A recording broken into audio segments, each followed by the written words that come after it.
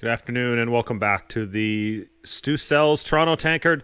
My name's Jerry Gertz of Curling Zone, joined by Price Atkinson again. Welcome back, Price.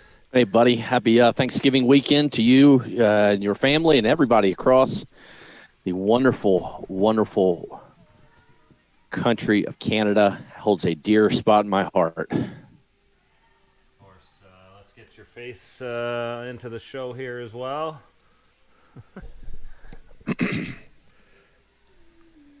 A number of things to jump around, and we'll rename you as well.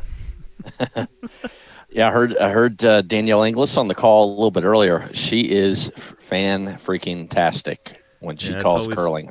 Always great having a conversation, watching a curling game with Danielle. Yep. I loved her analogy of rearranging furniture in the house. Outstanding. So we've got a key women's game here coming.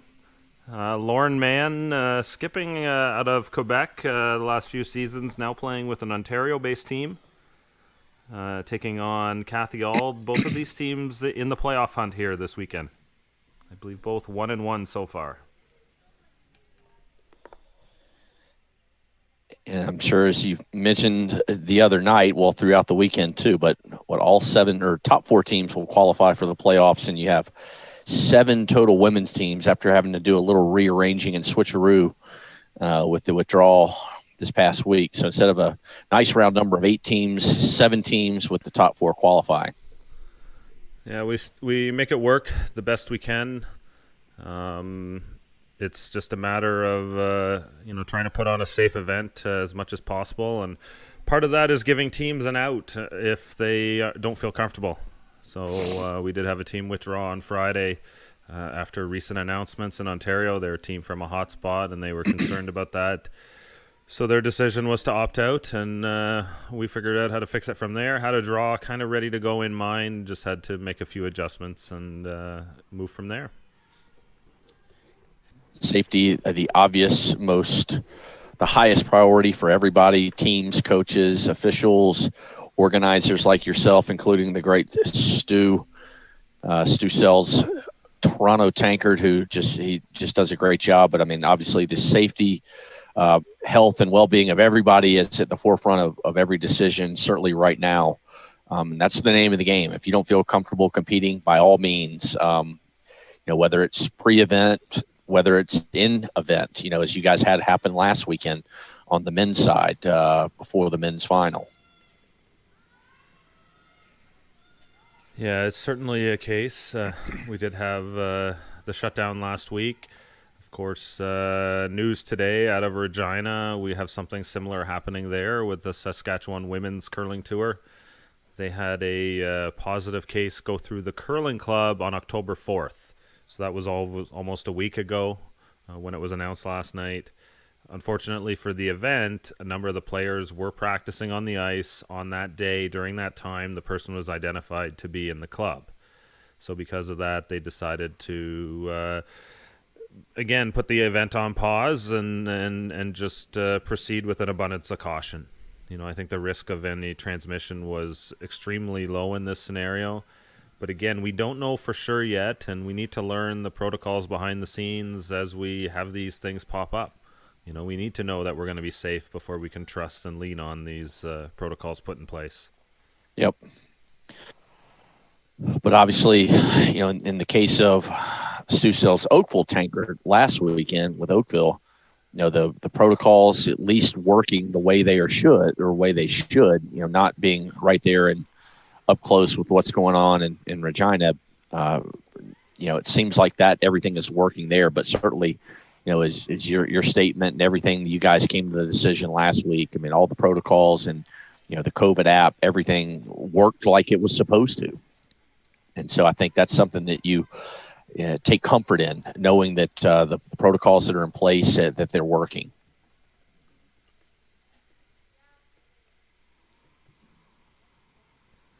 Yeah, that's the only way we can really proceed in this situation.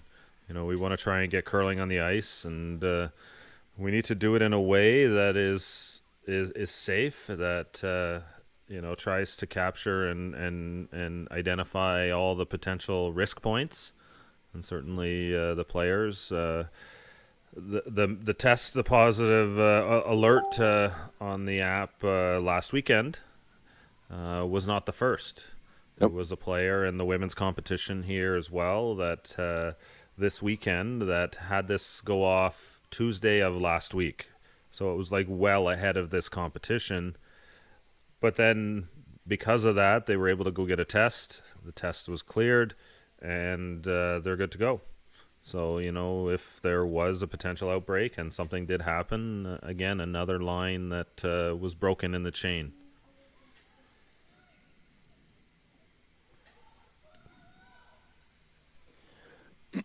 These two teams 1-1 overall in the standings, and looking to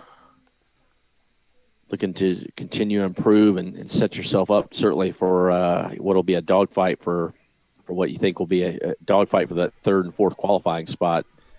Shane and Jones looking pretty good right now. But when you only got 4 spots and you got 4 teams that are jockeying for it, it'll be a fight till the end.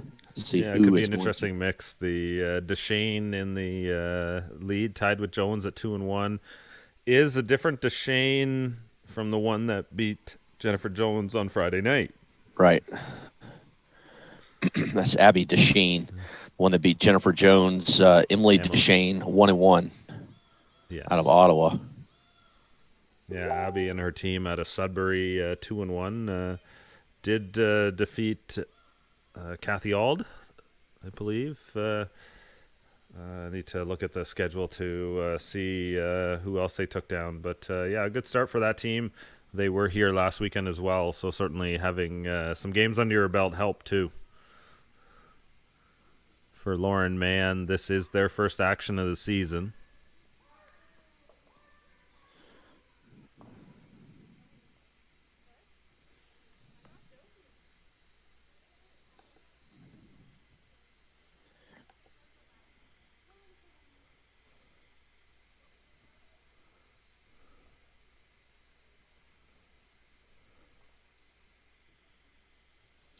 See the Stu Sells banner there. Have you had a cameo with Stu popping on yet, Jerry?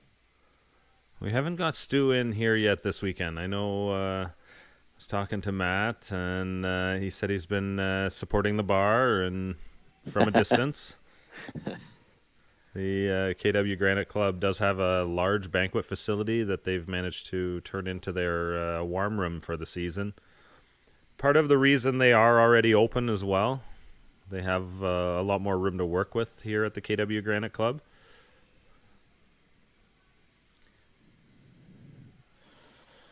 Playing the freeze to the back there. So we did have the rock colors switched. So that is corrected now. Thanks to our astute producer, Evan Seacombe, for picking that up. And still just want to clarify hammer here as well. Shout out to Chris from Chatham watching, Michael from Mesquite, Texas, just outside of Dallas, Margie from Wisconsin, and Rick from Ottawa getting in on the chat so far, Jerry. Yeah, great to see fans out tuning in. We've had some great numbers all weekend. Really fun to bring this streaming to everybody around the world.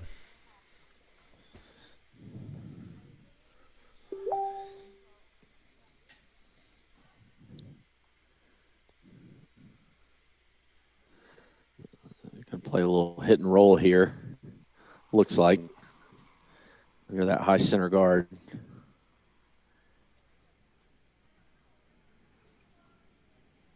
Chrissy Cadoran throwing third stones for Team Auld.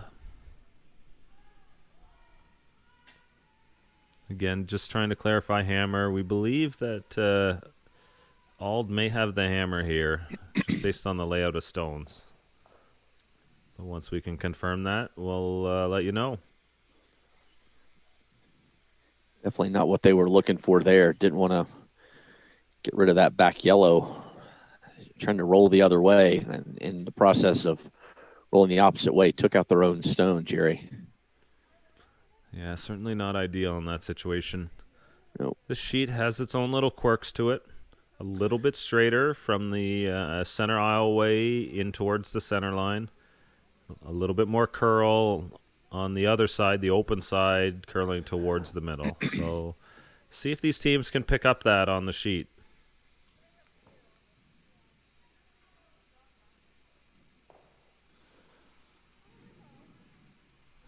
Thought she was going to take out another yellow with that, but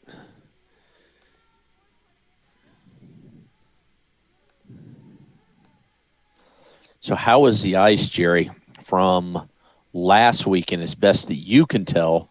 How was the ice changed, played the same, Yeah, it seems to be very much the same.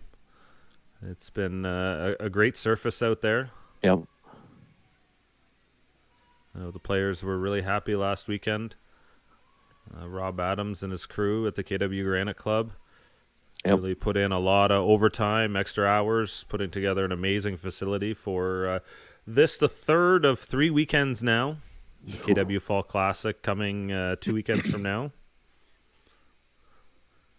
It's like going back to freeze on that back yellow again. Second time here in the opening end.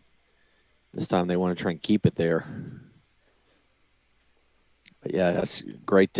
Great shout out to Rob and the ice makers there at the KW Granite Club, and certainly all ice makers everywhere, because they're the one that makes our sport go round. At the end of the day, the time, the hours, the craft, the art, but just the sheer time and passion they put into it just to produce fantastic ice all around. In this case, Rob Adams there at the KW Granite Club.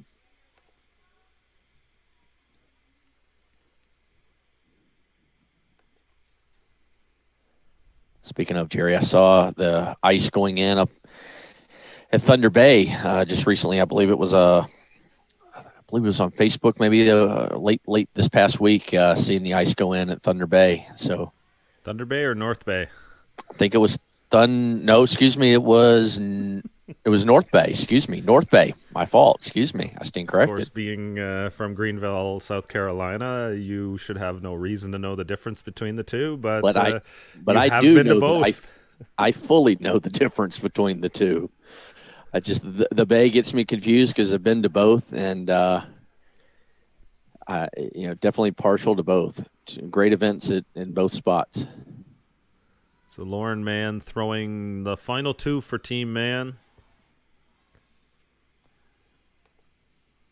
Team Auld with the hammer here.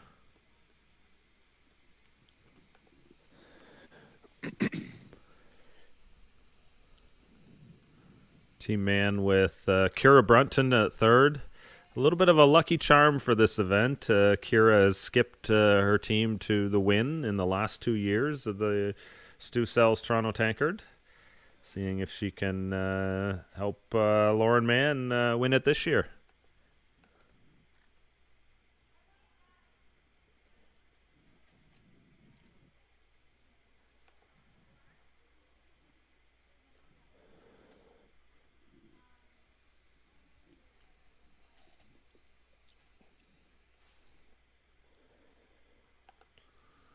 So 2 more stones coming up. Right now, lying 2. Boy, how big with the Auld team's a bit of a family affair. Cathy Auld, the skip, her daughters Courtney and Kayla on the front end here, sweeping her last stones. Chrissy Godoran, third stones in the house here.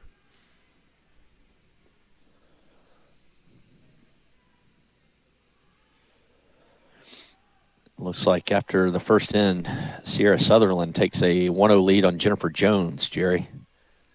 Looking for that first win, Team Sutherland. So getting a single out of the gate to start. Yeah, I know Sutherland has struggled a little bit to start. First event for them as well. And you're going to see a little bit of rust on these teams. As Auld slides a little bit deep here. Still leaves the door open for Mann to maybe escape.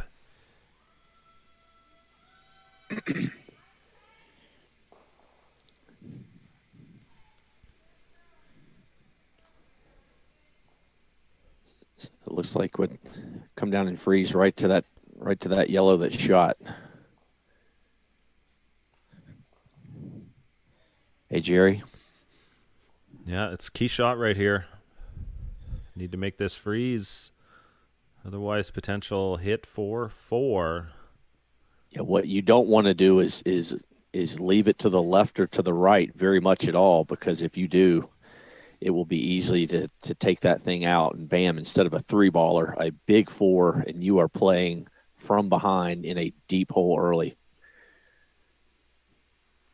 Need to Big make shot a good here one. for Lauren Mann out of the gate. Needs this draw.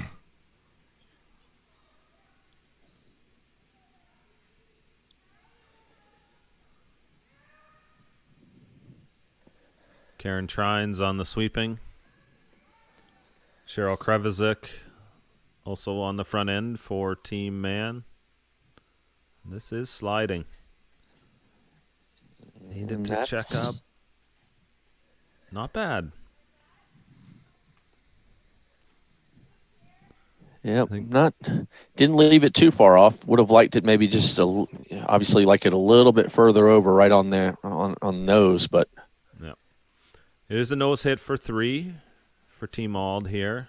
She does have to hit it right, a little bit to the inside. She'll kick the back one out, roll the shooter out, get her 2. She hits it on the other side. Possible 2 and a jam there. Has to hit it right on the nose, keep the shooter. Kick that red one out the side. Yeah, another inch or 2 of curl for Team Mann, and that would have been really tough to remove. If you hit it thin enough without too much weight, do you think you could hold it and still somehow get out of it with 3, maybe 4? Yeah, I think you run the risk of, playing it too cute. Yep. Maybe getting only 1 or even giving up a steal in that situation. Yep. Final stone here of the first end. Cathy Auld looking for the quick start. Not a lot of weight on this. Sweeping the curl.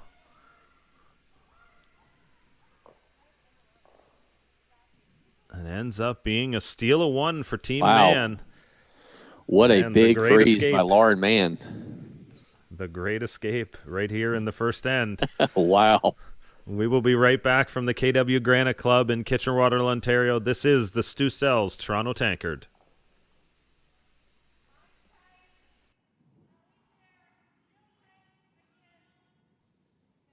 When I sweep with the Gold Line Fiber Light, I feel like I'm sweeping on TV. That's life.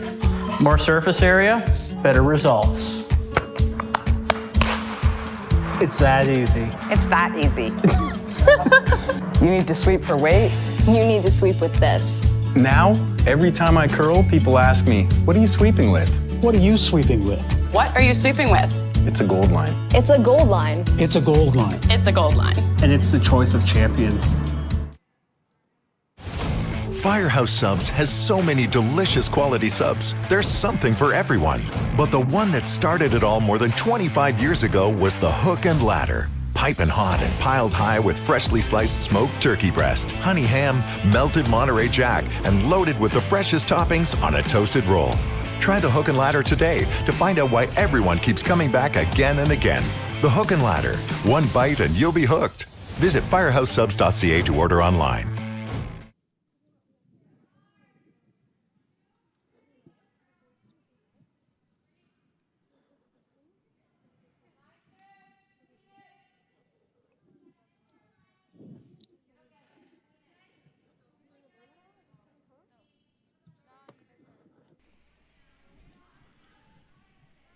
Team Auld would like to send out a special thank you to some of their sponsors: Crescent Oral Surgery, Alpha Gamma, and Hardline Curling.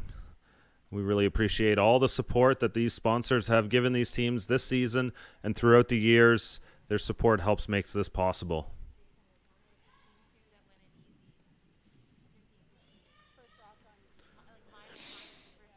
Single point here, steal for Lauren Mann. Was looking at maybe even giving up 4 there. A decent throw on her last. Forced Auld into having to remove it and got a little straight on the wide side.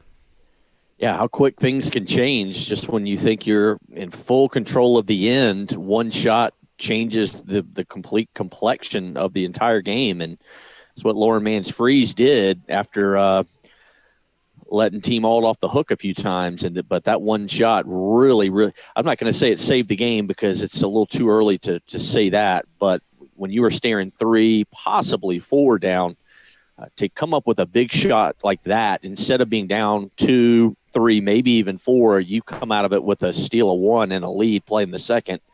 I think you'll sign on and take that any day of the week. Potential 5 points swing there. You certainly breathe a sigh of relief, but at the same time, your play in that end set up a potential disaster. You got to pull up your socks now here if you're Team Mann.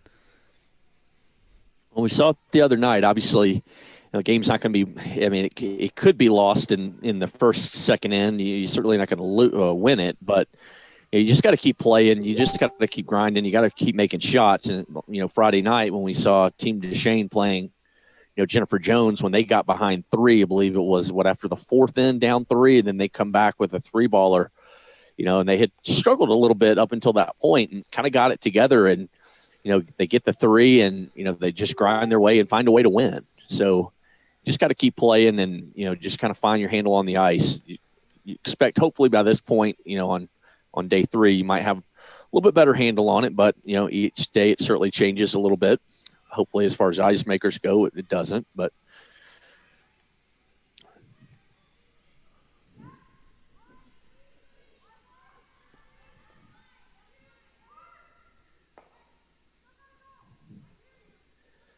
by the way, heard Chelsea Carey on the call with you yesterday afternoon, boss.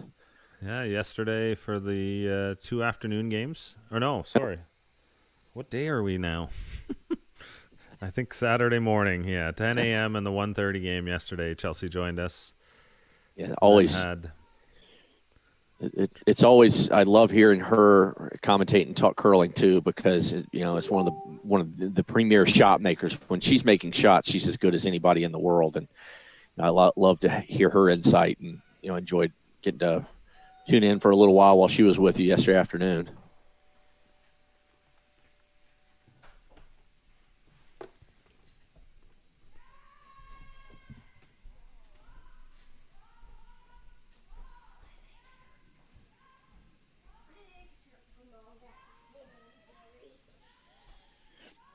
A few more people checking in on the Facebook chat. You want to let us know where you're watching from?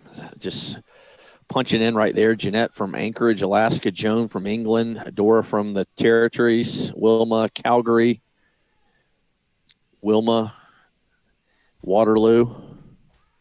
Appreciate everybody tuning in this afternoon and Thanksgiving weekend. Jerry, give a plug for you just real quickly here.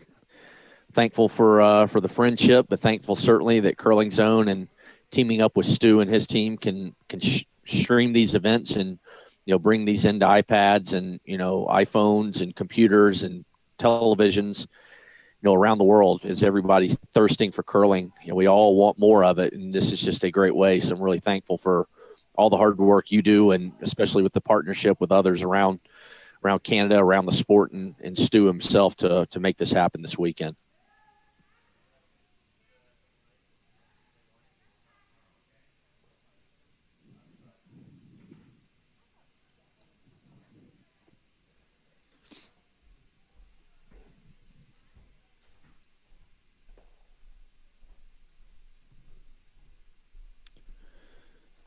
So right now, Lauren Mann lying shot right there on the button under that top center guard.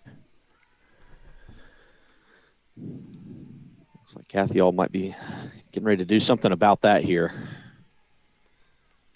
Does it look like Cathy was set up for at least 2, maybe even 3. That freeze by Lauren Mann there in the first end. Get out of jail free card, so to speak, and they've got the 1-0 lead.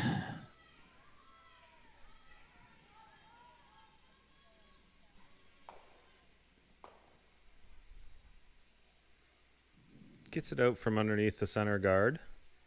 Changes the color of the center guard as well there.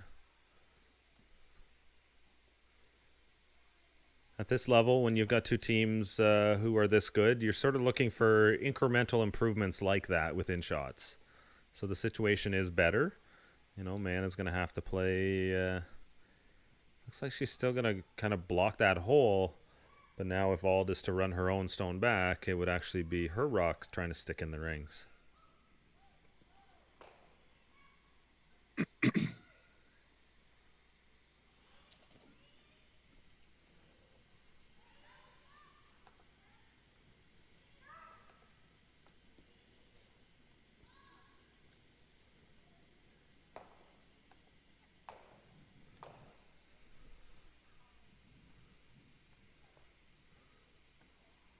Mann with the run back. It looked like she was considering the draw there, but the call ended up being the hit. Looks like Cathy's calling another run here.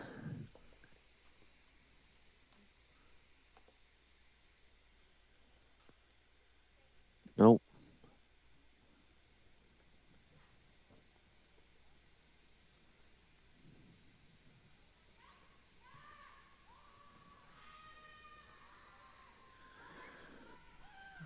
Gonna go right down through him for that nose hit.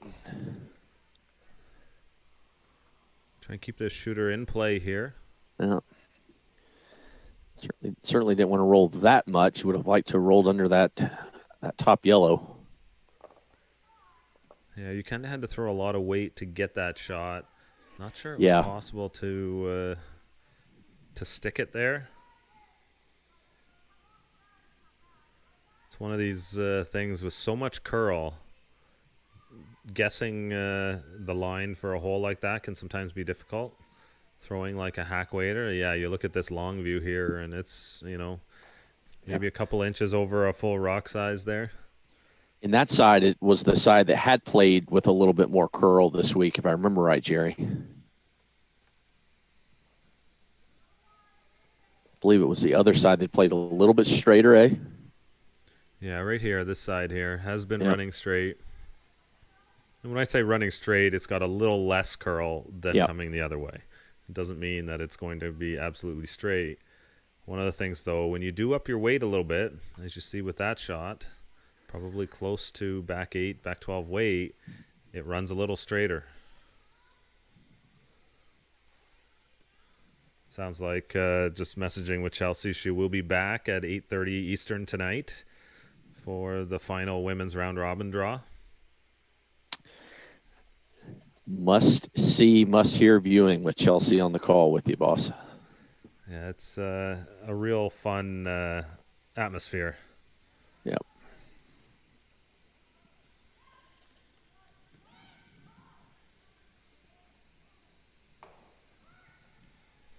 A nice hit and roll there, right under that yellow guard. Perfectly done. Auld now lies to, again, putting the pressure on Team Mann. Lauren and her team out of the Ottawa area.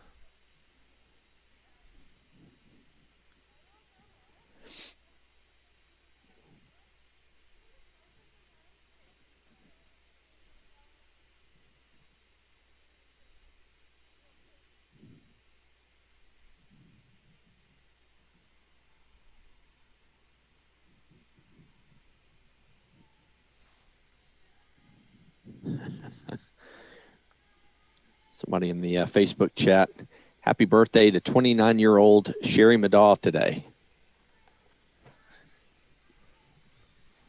Happy birthday, Sherry. Happy birthday, for sure. No doubt. Sherry still doing a bit of curling. She's been playing in the senior ranks. Plays a few of these tour events around Ontario. And nice shot there. I'm sure around the Madaw house it is what would be termed as Caesar Sunday today. Yeah, I'd love a Caesar shipped out here. A Wayne Madaw Caesar. They don't get much better.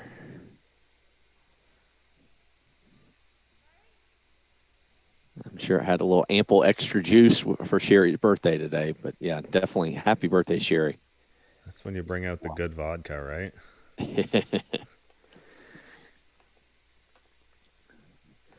I'm not a Caesar or Bloody Mary kind of guy, but when in Rome, right, Jerry? You got it. It's going to be made at the hands of Wayne Madaw. Sign me up.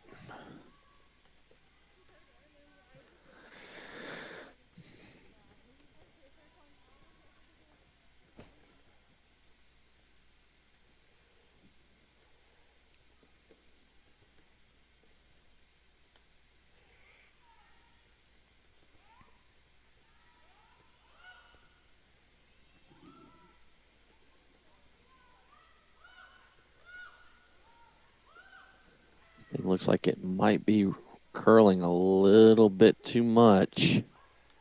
Yep.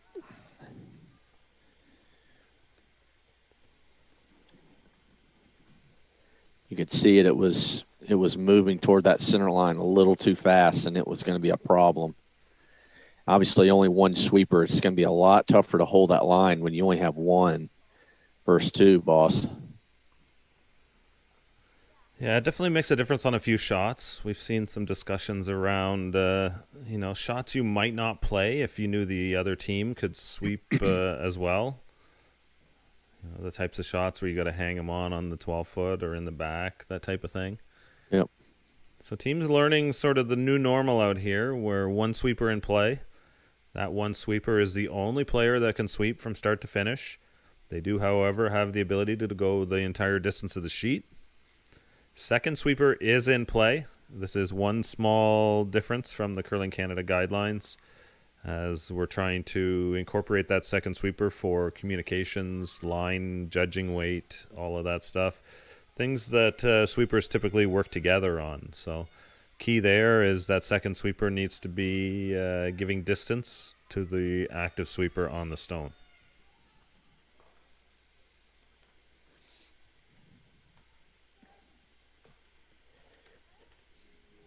So with one sweeper there, and you've got the other, obviously, walking down the sheet, how much do you think that helps with weight? If you have somebody else that's, they're obviously not focused on sweeping. They're simply helping to, judge weight. Not going to say it's an advantage, clearly, because when you only have one sweeper versus two, but what advantages could you find in having this situation that we obviously have right now and for the foreseeable future, boss? Sorry, I missed part of that last question. Just sort of the advantages to, kind of what you're learning out here, right? Yep. Yeah, I think communication is definitely a big one. One of the things with wearing a mask out on the ice, yelling and be able to hear each other out there is certainly more difficult. So, for the teams now, hand signals become more important. The ability to transfer messages over shorter distances. I think this is good for teams to add to their repertoire anyways, as there are events and times where crowd noise is louder and you're going to have to resort to that. Yep. Fairly well played in by Lauren Mann. It's now forcing Cathy to obviously draw down there and just take her one, tie game, move on to the third.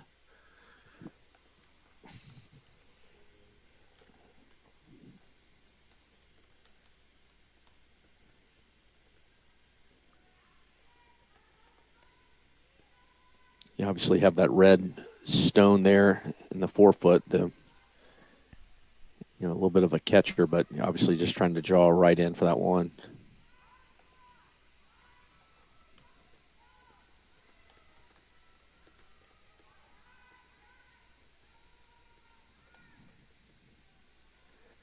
Will it get there? It will not. Whew. Lauren Mann coming up with another steal, second end in a row. They've yet to have hammer, but so far it's been so good for Lauren Mann.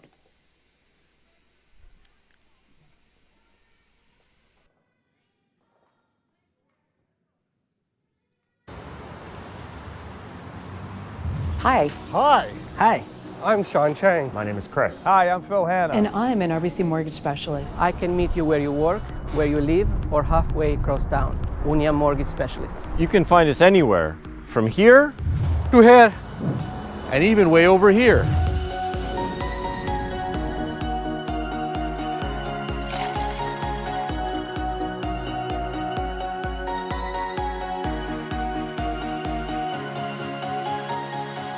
But what is a mortgage specialist? And what does a mortgage specialist do? What does a mortgage specialist do? What does a mortgage specialist do? Well, to start, we understand our communities. Whether you live in Little Portugal or run and operate a store in Bloor West Village, we want to understand you. We take the time to get to know each and every one of our clients. Because we all have unique circumstances. And we would love to get to know yours.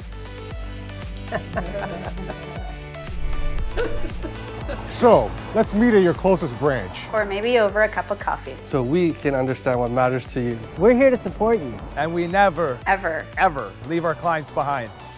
Whether you're buying your first home or your fifth, or even when you're looking to build your dream home, we bring our deep understanding of the real estate landscape and our communities together under the one team of RBC. Para melhor atender você. Because our goal is to help you achieve yours. Our goal is to help you achieve yours. And we'll work tirelessly to make your dream home a reality. To make your dream home a reality. Your goals and dreams deserve an expert. Come and see an RBC mortgage specialist today, where we won't leave a client behind.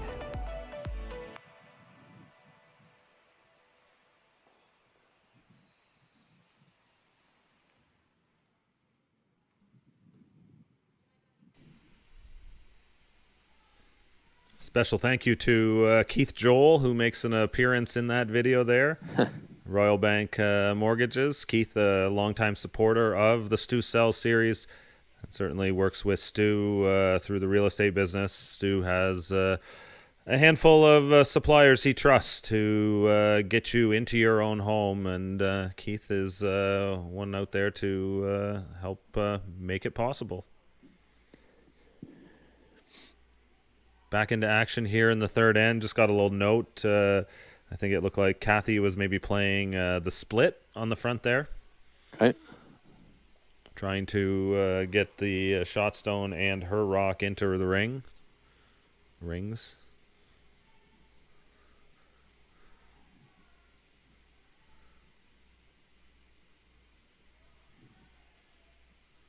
It's now Auld. Sorry, Mann plays the draw around.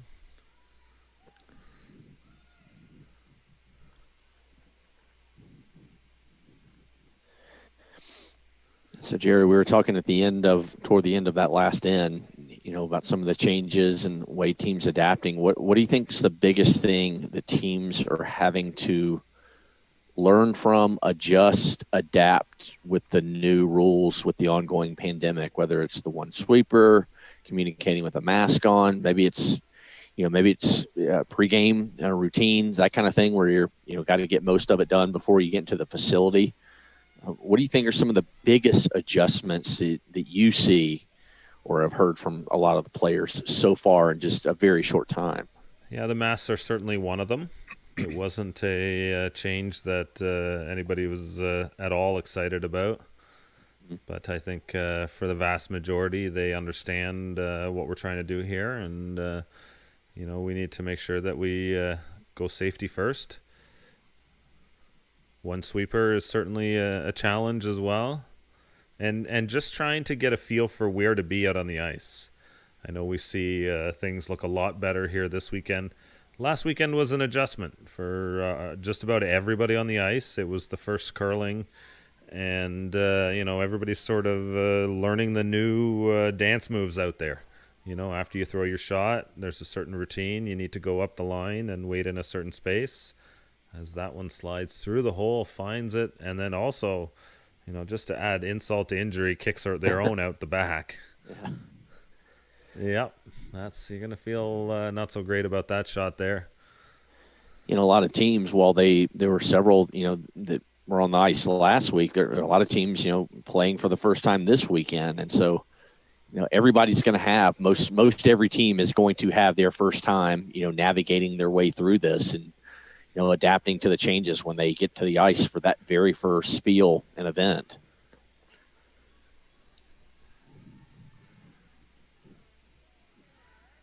It's a pleasure to have a friend and colleague, Price Atkinson, on the call here. Price out of Greenville, South Carolina. We kind of came to curling out of a unique route, Price.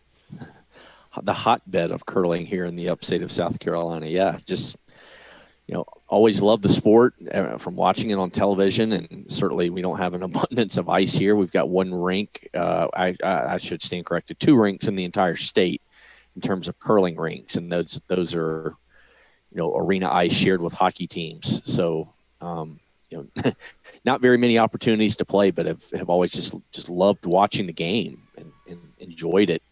Then got a chance to get involved with the USCA and doing some stuff on social media and digital end, and worked with Team Schuster through the Olympics and did all their stuff. And then I was fortunate enough to kind of join forces with you, Jerry, and continue that work and working with some of the teams, across the landscape, Canada, the U.S., Europe. Yeah, it's been a lot of fun putting together this social media package with teams and seeing the opportunities that come out of it. It's a little bit of the chicken and the egg thing, right? There's some costs to putting work into social media, but the benefits at the end of the day should far outweigh those costs, especially as you add more value for your sponsors. And you look at the work Team Cooey is doing, for example, now bringing their own streaming crew on the road with them, covering every game. I think that's an opportunity to sort of transcend the sport here. Our first pro team TV deal set up, whatever you want to call it. Yeah, I mean, that's a game changer, and that's, those are the type of things to rise and, continue to elevate our sport, the teams, the players, brand build.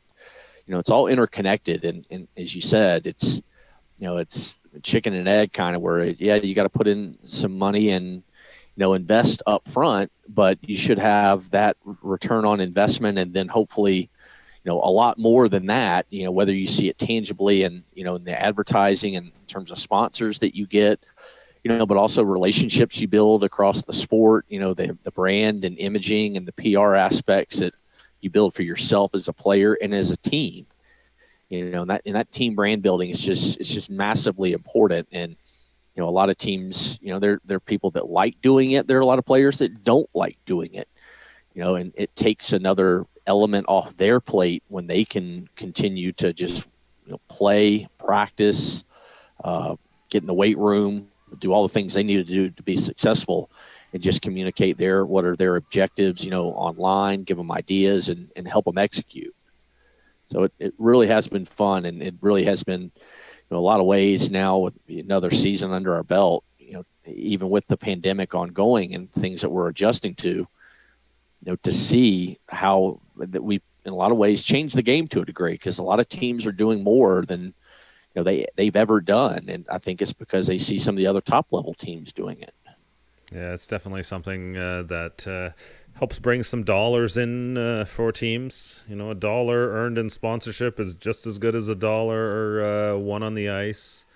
At the end of the day, it helps make all of this possible. Yep, absolutely. And this year being a really, to state the obvious, a really tough year, for teams to get sponsorship because of, a lot of economic hardships that businesses and companies and, that they're ongoing because of the pandemic. And so, they may not have that, extra sponsorship dollar in their budgets to throw it around. And so, I'd make the case that, what teams do to help, provide, that sponsorship love and to help them out while they're helping them is critical now more than ever, especially this year. Really a chance to do even more than you have before.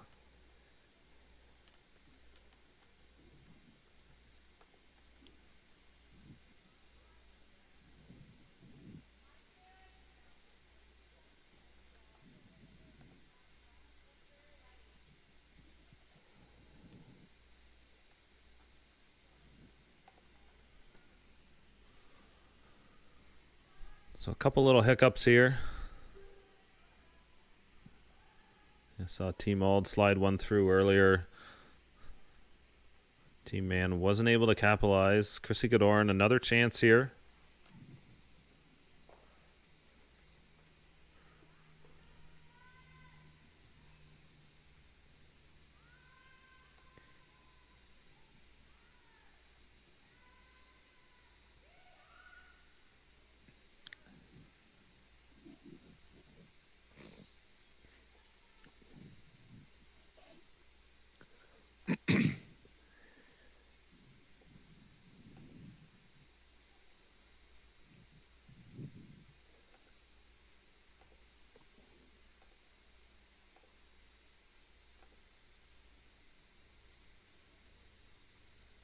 As we mentioned from the start, both these teams 1-1 overall in the standings and trying to chase a playoff spot. Top 4 teams qualifying for the playoffs here at the Stu Sells Toronto Tankard. That means 3 teams will be left out as 7 women's teams competing for those 4 playoff spots and a title here on the World Curling Tour. Right now, Abby Deshane 2-1, along with Jennifer Jones at 2-1 atop the standings. He's checking on the other games. Jennifer Jones leading Sierra Sutherland 2-1 after 2. And then, Coburn and Emily Deshane. Coburn leading Deshane 2-1 after 2.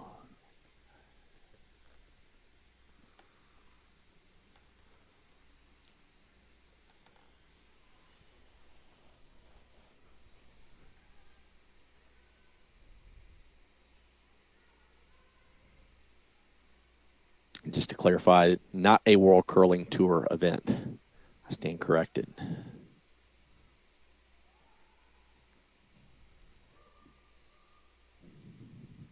It's looking like a real good shot here. That's how you lock down the scoring area.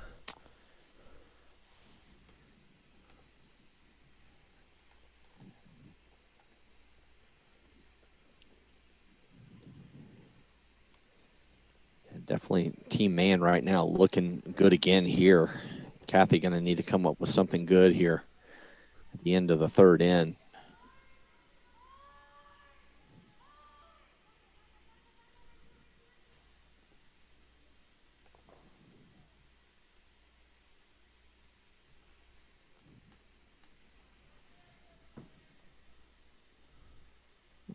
Her first at 2.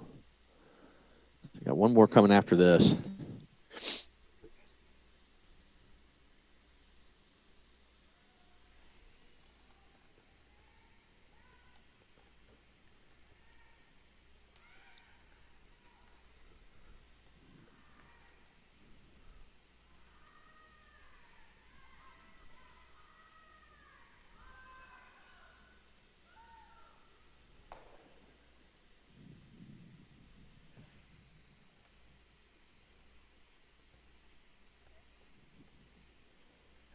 That's not going to help them too much again, as problem with the line wrecking off that guard. Now, if you're Lauren Mann, you're really in a good spot, Jerry, to pick up yet another steal for the third end in a row. Yeah, has that guard out front, creating a good angle here. Just has to kind of get in the way.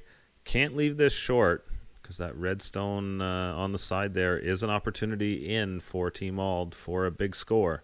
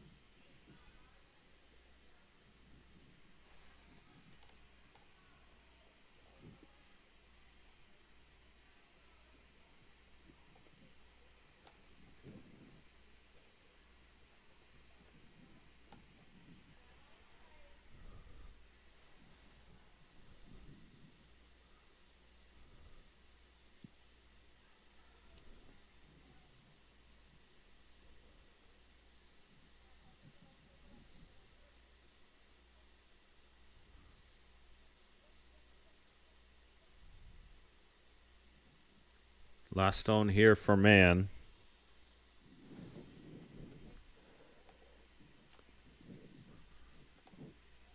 Can lock this down with a nice draw around the center. I didn't see what the call was, Jerry, but you playing a freeze there to your own red?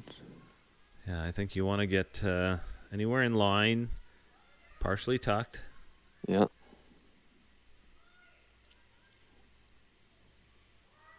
I don't know. I think this is a little heavy here. Sweeping to get it by. Definitely, I don't think what they were going for there at all. No, not totally sure of that call, but could have very well just been heavy on that draw. That would have been the line for the draw with the right weight. It would have curled up and finished right in front of that red stone. But that shot back there does eliminate any chance of 3. So a bit of a safety shot there too.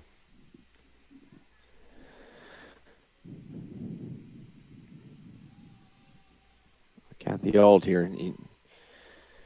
A third chance, 3 straight ends to try and come up with a big shot here, and she's going to need it.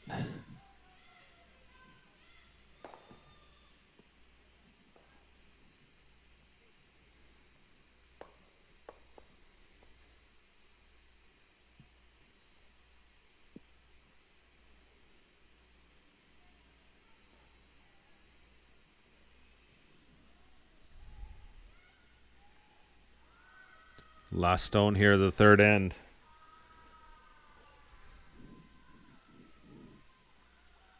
Weight down on this. Really got to go. That's all over that guard. That's, again, just struggling with line. So it'll be a steal of another single point here for Team Mann. They'll go up 3-0 here after 3 ends at the Stu Sells Toronto Tankard.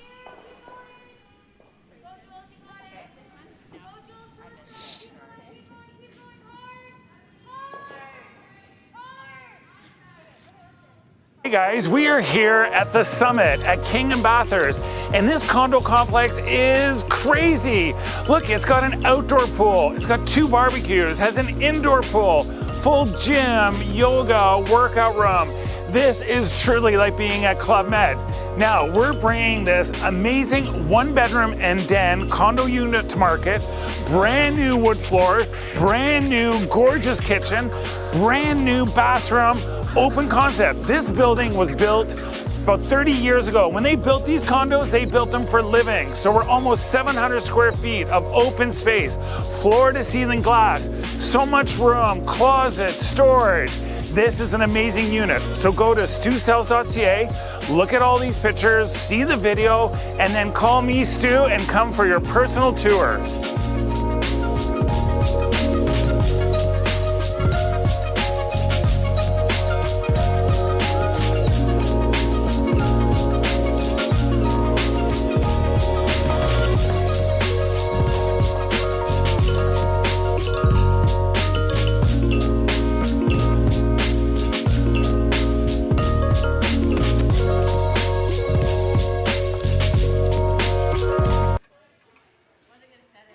Glenn Howard here. I'm a proud beer store manager, one of 7,000 hardworking employees. There's been a lot of talk lately about putting beer in the corner stores. So let's talk about the beer store. We keep prices down with our efficient distribution system. We check IDs, keeping beer out of the hands of minors. We take back and recycle 87% of beer containers sold in Ontario. And we love what we do. I'm proud to say when it comes to selling beer, the beer store does it the best.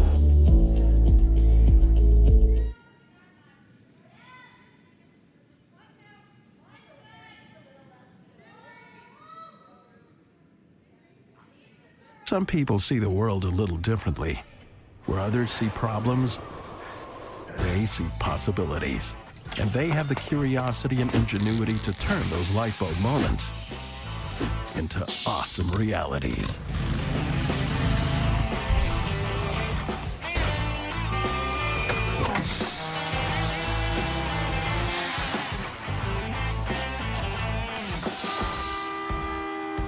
We know who you are.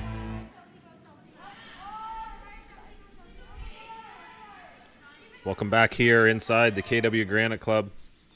My name's Jerry Gertz of Curling Zone, joined by Price Atkinson.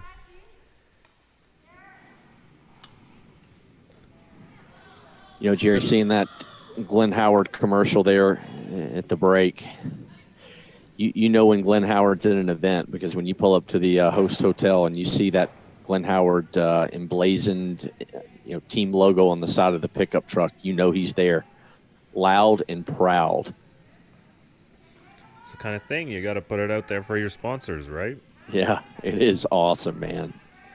It is awesome. Glenn Howard leading on the men's side, 6-team field on the men's side, a perfect 4-0 so far. John Epping just behind at 3-1.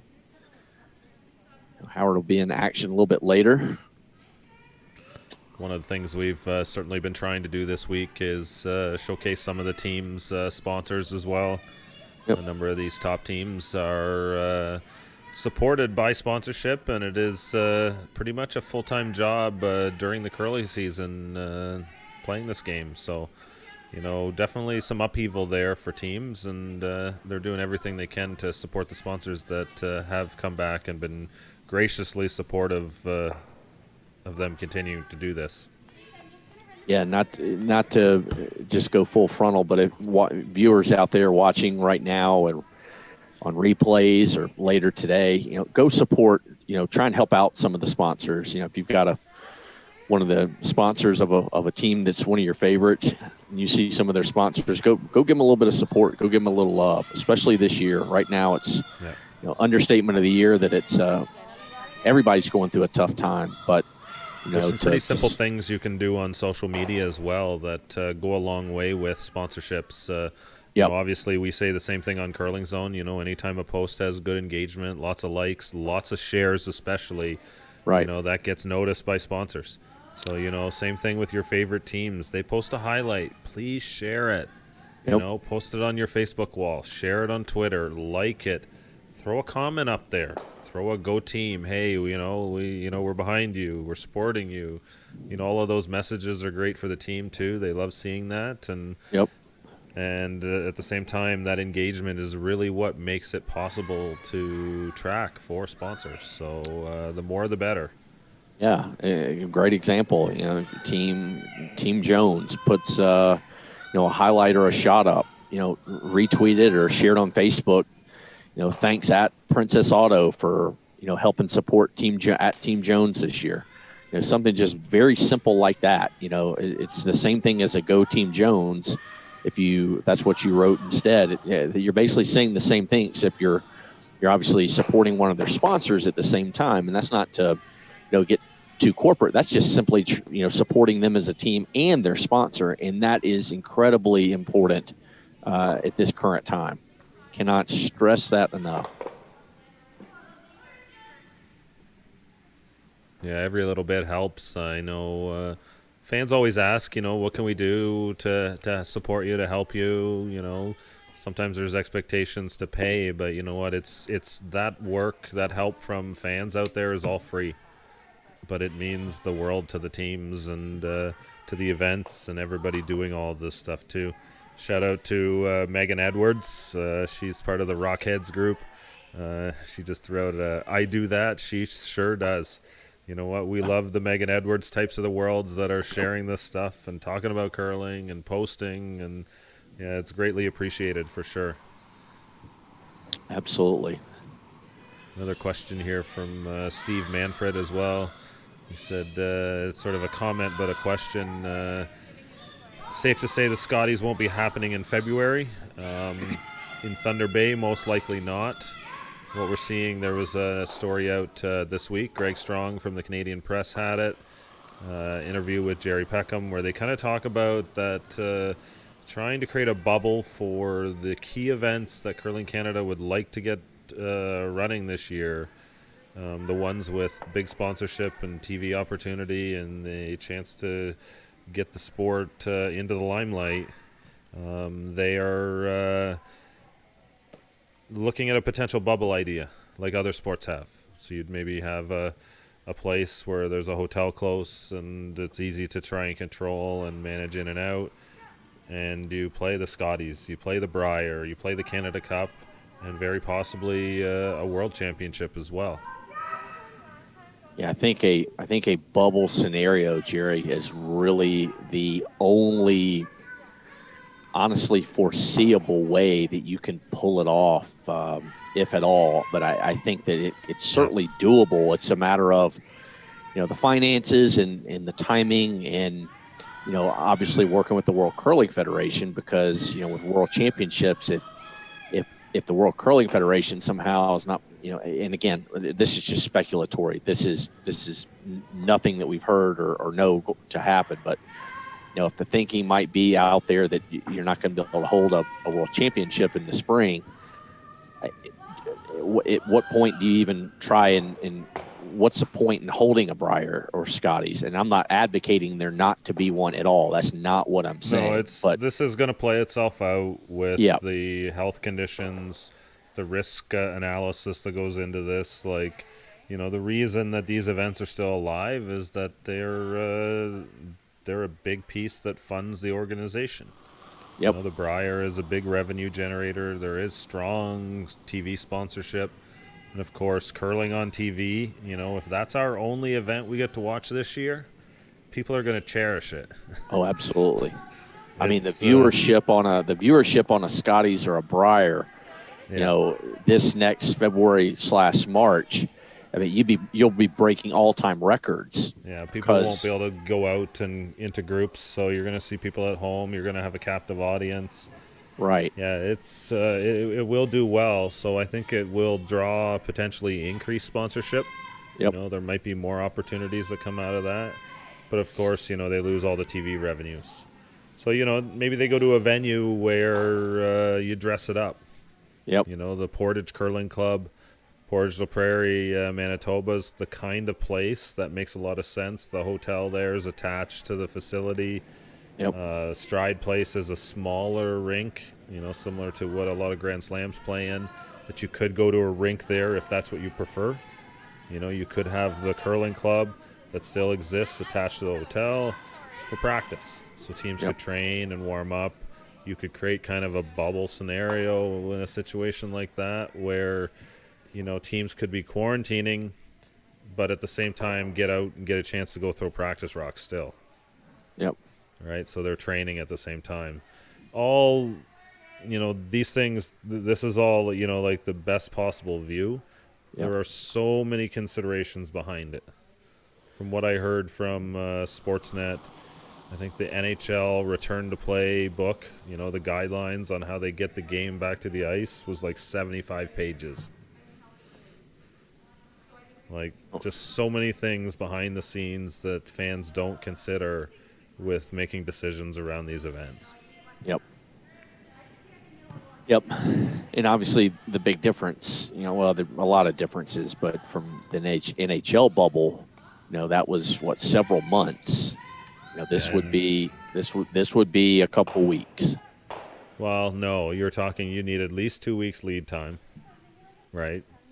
Especially if you have quarantine. Then the Scotties goes for a time, and then a bit of time in between, then the Brier. You're going to need enough break to get to the Worlds. The Canada Cup would play in there too. You'd probably see this bubble be a case where, there's probably 3 to 6 days between events, depending on how much they would need. So it would still be extended, and that's one of the significant considerations too, because money, it's going to cost money to do this, and these players, many of them have real jobs too. Yep. So leaving for that long is certainly a very difficult thing for these curlers. Gets it through the back. That does the job. Yep, nice shot. Or Mann's first to 2.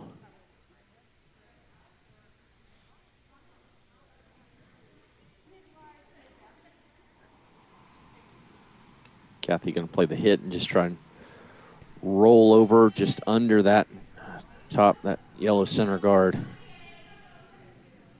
Shot Stone here looking to get on the board in this game.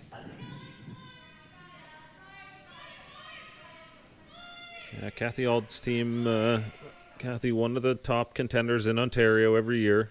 They're always a team that threat to make the playoffs at provincials. Gave Jennifer Jones a run Saturday morning. I think Jones ended up winning that in extra end.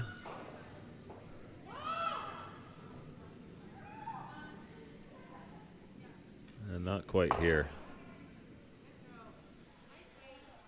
Didn't get as much of a roll on that as you wanted.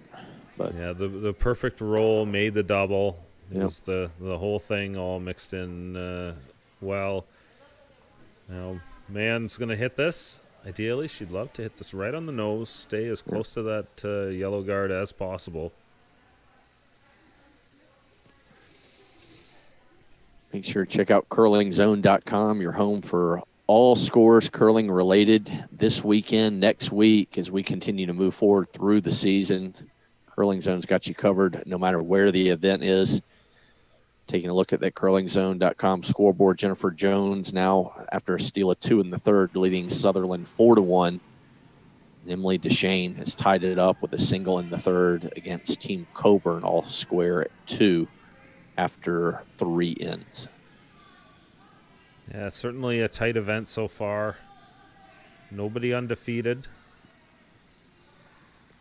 I'm going to check on the standings here. We've got a little glitch on the scoreboard. You just got to click on the overall and then click on by pool again, and it comes up. So a little trick there if you're looking at the standings right now. It's a little bug in the programming that I need to fix with just the changes to the draw. It caused a glitch. So Abby Deshane, Sudbury is 2-1. Jennifer Jones also 2-1. Cathy Auld, Dea Coburn, Emily Deshane, Lauren Mann, all 1-1. So really tight still there. This is the second last women's round robin draw. We got one more coming at 8:30 tonight. And of course, special guest Chelsea Carey will be on the call with me. Cathy just going to nose hit this one for 1 or single to get on the board. She could use a little bit of confidence here coming through with this one.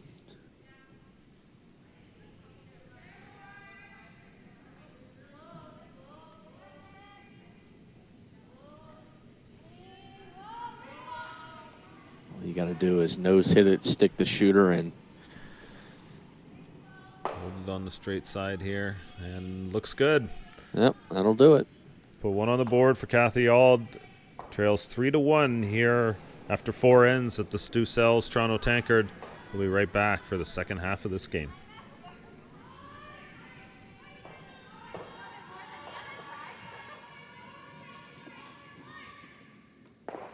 No matter what speed you're comfortable with, the G50 line has a shoe for you. That's comfortable and stylish. When it was time to get his first pair of curling shoes, we went with Goal Line. Now it's time for the G50. Looks great, but it grips better than anything. Man, this is a light curling shoe. These remind me of why I like to play the game. This is actually the most comfortable curling shoe I have ever owned. It's a Gold Line. It's a Gold Line. It's a Gold Line. And it's the choice of champions. Firehouse Subs has so many delicious quality subs. There's something for everyone. But the one that started it all more than 25 years ago was the Hook and Ladder. Piping hot and piled high with freshly sliced smoked turkey breast, honey ham, melted Monterey Jack, and loaded with the freshest toppings on a toasted roll. Try the Hook and Ladder today to find out why everyone keeps coming back again and again. The Hook and Ladder. One bite and you'll be hooked. Visit firehousesubs.ca to order online.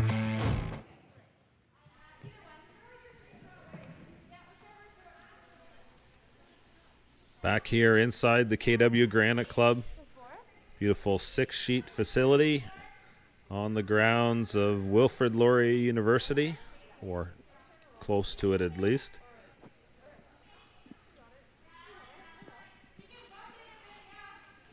Yeah, it's a really nice part of the city there in Waterloo, Ontario. How far a ride up from your house in London is that one, Jerry? Yeah, it was about an hour drive from London. from Kitchener-Waterloo, about the same to downtown Toronto. Yep.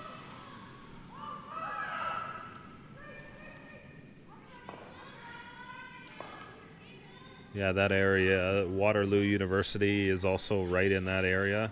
Two major campuses side by side. Lots of high-level tech out of that area in Kitchener-Waterloo. Of course, Corel, I believe, started there. BlackBerry, also very famous company, started out of that area. So sort of considered a bit of a mini Silicon Valley for Canada.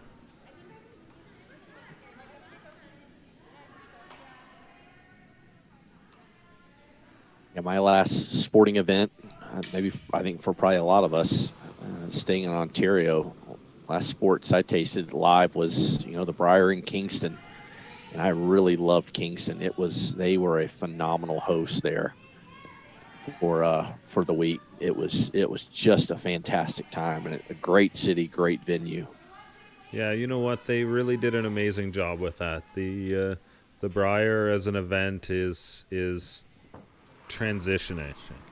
It's no longer like the Phil the Saddle Dome or Rexall Place in Edmonton, now Rogers Place, or major arenas like that anymore. Even in those big cities, it's lost that allure a little bit. But, places like Brandon, Manitoba last year, you got Kingston this year, St. John's a few years ago. There's some real cool opportunities to tap into that mid-size event that will pack a place and sell out a place like that. And the atmosphere was amazing in the Briar Patch. It certainly makes it a lot of fun to attend.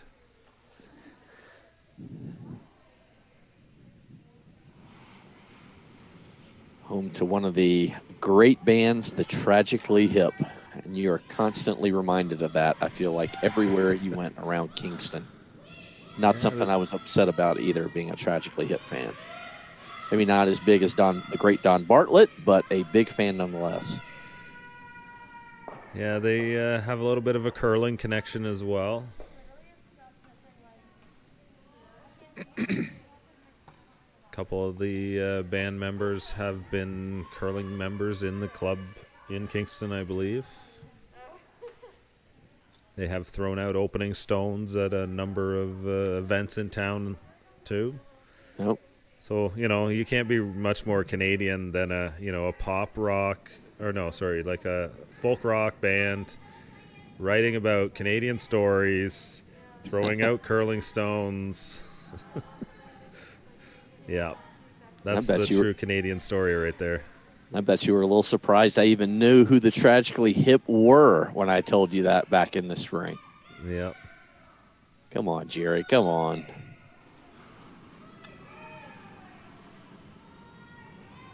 Into play here. Team Mann has the hammer here in the fifth end. We've had some other really good bands from some of the cities we visited over the past year or so. Great Big C from St. John's, Newfoundland. Tragically Hip, Kingston. There's a lot more. Yeah, it's one of the things that we're certainly going to miss for some time, right? Hitting the road on the curling tour, seeing all these great small towns across the country. These events usually roll into places like Kitchener-Waterloo, but typically even much smaller. You look at a lot of the small towns in Ontario. I know Wingham, Ontario has got an event still. Yep. There's a number of small towns. Brantford has a spiel. Whitby has a spiel. Ottawa has a couple spiels. Gananoque, Cornwall. These small towns are where these teams show up to and compete week in, week out. And, it supports the facility, supports the clubs a little bit, gets the fans to come out. But it certainly brings the community together as well. It's where the curlers mingle with the fans of the game. Yep. It's crazy when you think about it. You'll pay a nice chunk of change to go watch a game at the Briar or the Scotties. you could go down to the local curling club when they're in town, and maybe you got to pay $5 for the draw, but good chance you get in there to watch these teams play. Though not right now. Yeah. Yeah, really enjoyed getting to go to a lot of the smaller towns that we've gone to, along the Grand Slam circuit the past couple of years, because a lot of people say, why don't you just play these things in Edmonton and Calgary and Ottawa and Toronto and just keep them there? Well, when you go to places like North Battleford, rally North around Battleford, Yorkton. Yep. These places sell out because it's the big show in town, right? Right. They spend all year or months getting ready for it, and it's all hands on deck. Volunteers from the local club, curling fans that it might be the one time they get a big event like that, in their town, say once every 10 years, if even that. And they just it's definitely been a grind trying to build and grow and promote the slams. I've been involved in some different levels in different places, but the work that's been put in by the team there to get it to where it is now, where these events are selling out now. Yeah, North Bay was a huge success. That actually spurred huge excitement in New Glasgow for the next event, and they sold a pile of tickets after that Sunday final. And you see how that excitement grows and builds. Yep. Yeah, the slams have long been pushing and fighting and trying to build and growing. And, you bring the best curling to town, that's what they're promoting and marketing. And, Chris, there's ways to continue doing that, and they're finding that, and they're unlocking that potential. Yeah, Christy, Jenny, Rob, Crazy Robbie, Silly Robbie, Jesse, the entire slam team. It's an event. It's just a fun event, whether you've got a band in the patch, and behind the sheets, having, playing right after, literally immediately as soon as the final stone is thrown and of that last draw, playing for a while, the music, the lights, it's just a show. It's just an event, and it's just an absolute blast. Yeah, looking forward to the day we can get back to that. For now, we'll continue to do the best we can here to cover the curling we do have. My fingers will remain crossed that we have a Players' Championship in the spring in Toronto, Jerry. I miss my Loblaws. Chrissy Kadoran here with the draw.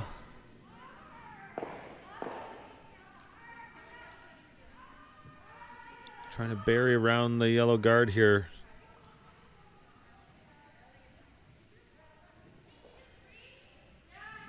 Does get far enough. Yep. Counts as shot.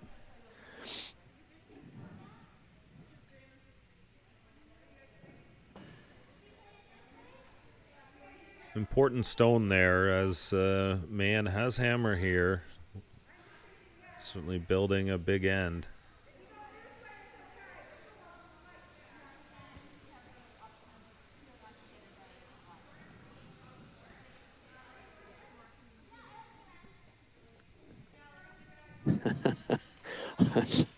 Jan Ellis says, of all things to miss, Loblaws prices. We don't have them in the States, number one. Number two, the you just walk in. I had never been to a Loblaws before. Monica Walker was the first Players' Championship a couple of years ago. I said, hey, where'd you get that? She said, Loblaws, right downstairs. Literally, you walk out one door and literally hang a left, and you take 10 steps, and you're walking into Loblaws. And it's amazing. I couldn't get over everything they had there. It was awesome. Not that we don't have, like Wegmans and Publix and those type of places here in the United States, but that Loblaws in downtown Toronto was awesome. Now, we can kind of premise this a little bit. This one is a little bit of a special location as well. Yeah. It's in the old Maple Leaf Gardens. It's the lower floor, and then above that is the new floor of the rink. That run back attempt there, it looks like red in the back is now shot, I believe, at least one of them. with that nose hit there, it actually sort of changed the layout of who's shot. So it worked out pretty good there for Team Mann.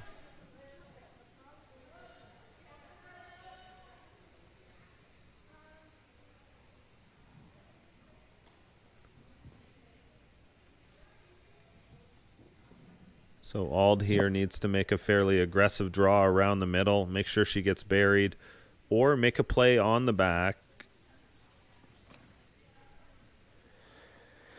Just saw Jennifer Jones in the corner, bottom corner of the screen. They've got another 2, steal a 2 in the fourth. Now leads Sutherland 6-1 after 4.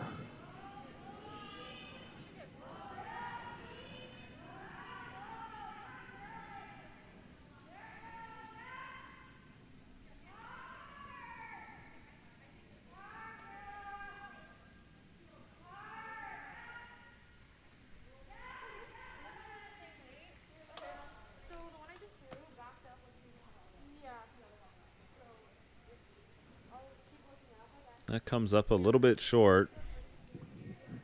Looks like the double might be there as well. Yep. Question is who is shot and how many? You try and play the double. It comes off thin and you roll out. Yeah, the question is, where is that yellow, what shot? You obviously could get 3 if you make the double here, but that's so. I don't know. Yeah, it's real close. I think the red in the middle and the back is shot for sure. And then I think the question is between the other 2 stones for second shot. I mean, if you think you're 1-2, why not just draw in? Well, the problem is that's not an easy draw. Yep. You certainly don't want to touch either of those yellow stones and make them shot when you already have one. So play the double here. Half stone, bang, bang. Probably the easiest shot. I think that yellow on the just off the center line up there at the edge of the 8, to me, that looks like it's sitting second. Yes, I think so. So I think you just make the double. You come off the stone that was just thrown, and you redirect in.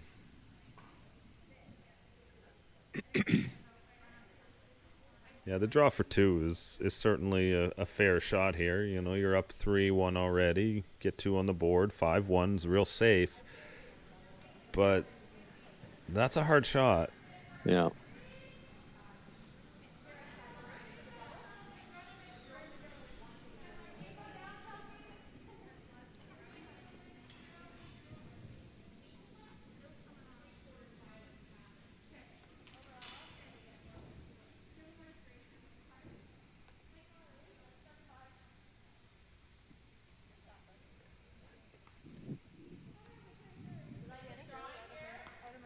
We have Päivi Littala piping in about the Maple Leaf Gardens Loblaws. She says the best ever.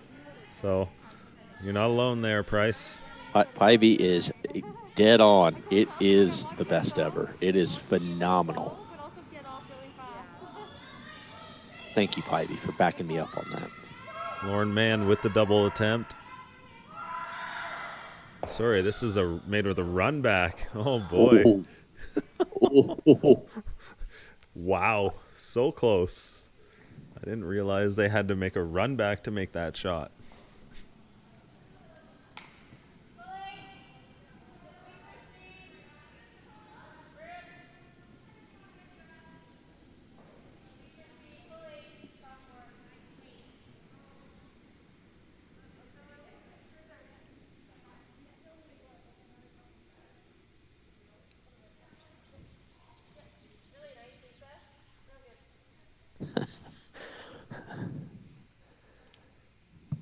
In the chat, Aaron Myers, one American thing I miss is mellow yellow.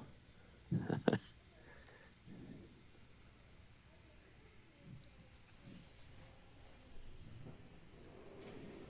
can't think of the last time I had a mellow yellow, Jerry. I knew it was on a NASCAR one time. That's all the extent of it. Yeah. All right, Cathy, Auld, the draw here. Chance to try and outcount the back. Now just get this a little bit buried on a good line, and it's in a good spot.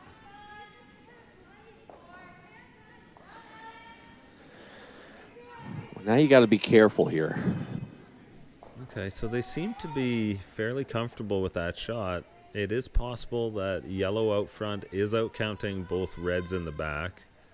Just a heads up, the position of the camera is not necessarily perfectly over the center.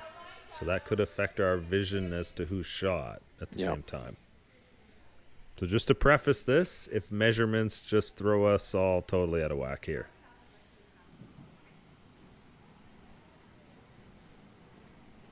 Well, the bottom line is that Lauren Mann's got to do something with that yellow stone, and she's going to do so right here. The question after she hits it, whether she takes out another one of her reds in the back, we don't know, but it will come down to likely a measure of exactly how many it's going to be, provided she does execute and get rid of that yellow Auld stone.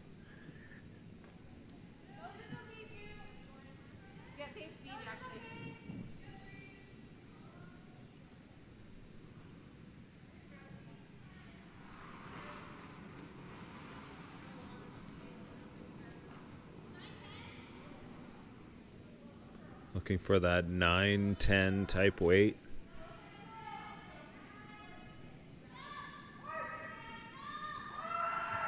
Indication a little down. Gotta stay on this for weight all the way through. Nope. And bounce it back. It's only going to be one. But it is one. It is and one. A single point for Team Mann puts them ahead 4-1 here in the Stu Sells Toronto Tankard. We'll be right back after this short break.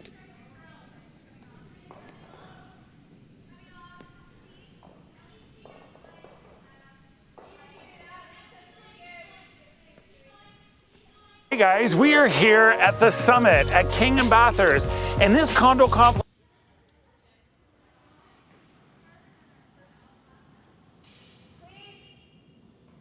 Hey guys, welcome to the Stu Sells brand new listing, and we are in Liberty Village. So if you're a young executive and you want to have a great time and be close to your office, then you got to come here to Liberty Village. There's so much going on here. It's got great restaurants, great shops, bars, so much to do. You're close to the lake if you want to go down on the bike path and bike wherever you want. There's parks nearby, and it's a fun little area here in Liberty Village. It's really chic and it's hip, and this unit is spectacular. It is a 1-bedroom, perfect for a single person. It's got a large balcony. It goes the full length of the unit, and you can see the lake, and you can watch out at the whole Liberty Village because you're on the 16th floor. We have pool, gym, party rooms. This is like Club Med down here. So look, go to stusells.ca, look at all the pictures and videos, and then give me Stu a call, and I'll come and take you for a tour.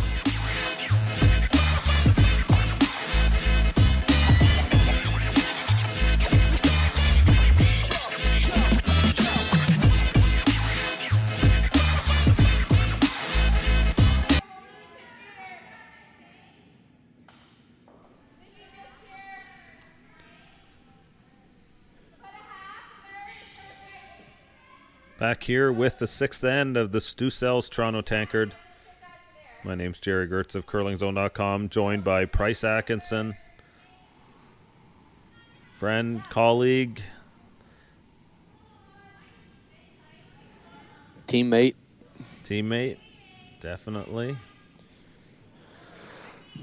You know, seeing Stu Sankey there, golly, I wish we were there in person. To say a Stu party is like no other is an understatement. Make sure to check out stusells.ca. Give him a follow on Twitter at StuSellsTO.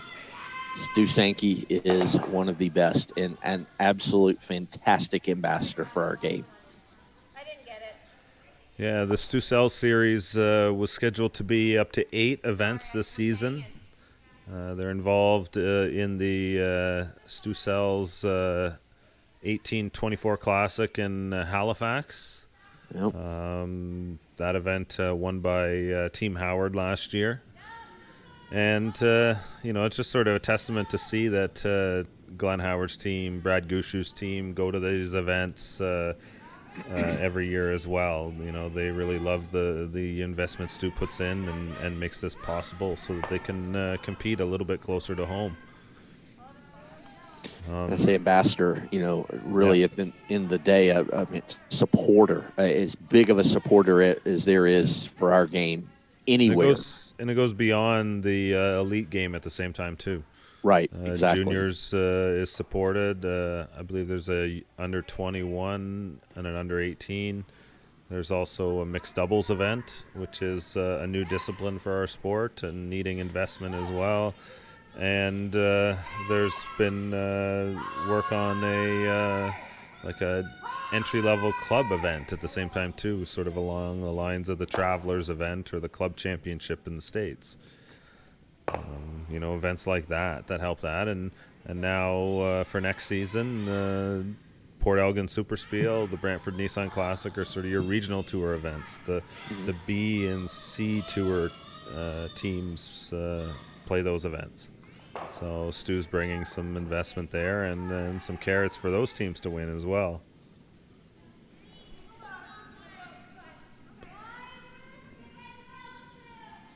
Of course, Brantford Nissan putting up a new car for the champion of that series as well. Wow.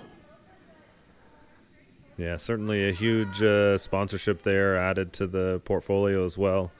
Chad Allen of Brantford Nissan has always been a huge supporter of the sport. That event has been title sponsor as far as I can remember, going back over 20 years now at this point. Wow.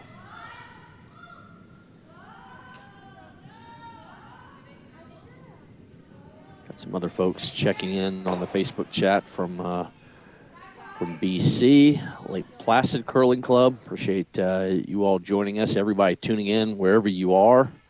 Thanksgiving weekend across Canada, Jerry. It is. It's nice to be home. Have a little turkey dinner last evening. Cook up something special for the kids, one of their favorite Thanksgiving meal dishes. Yeah, it was my little guy and I. You know your way around the kitchen, so I'm sure there was something tasty on the table. Yeah, it was a little bit simple with trying to put it together with the streaming going on. But turkey, lots and lots of stuffing. Added a few extras to some of that box stuffing just to spice it up.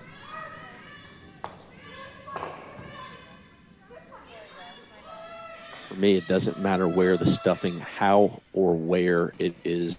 To me, it is. For me, it is the go-to on the table. And certainly it was one of Yas's requests as well. He's like, I want lots of stuffing. Oh, yeah, you're my boy, kid. Smart boy. Another tie that binds. We both love stuffing on the table. A little bit of creamy cauliflower. Cook it up, frying pan. Oh, yum. Throw some cream in it. Let it simmer down in that. And some onions in there, a little bit of spice. And it's an awesome way to eat it. Right, now you're making me hungry. Now it's starting to set in how really hungry I am. So I was thinking about, you mentioned cauliflower. I love cauliflower. I saw, I don't remember where it was the other day. It was a restaurant or somewhere not too far from here, I think, that had some fried cauliflower with like a buffalo sauce, and it looked absolutely amazing. Nice. So coming up a little bit short there. Early in the sixth end here. Trying to leave that a little bit higher as a corner guard. I think at the end they saw it was going to be close. They wanted to try and bring it into the rings a little bit. And that's an interesting stone there. It is a biter. So it can count on the scoreboard.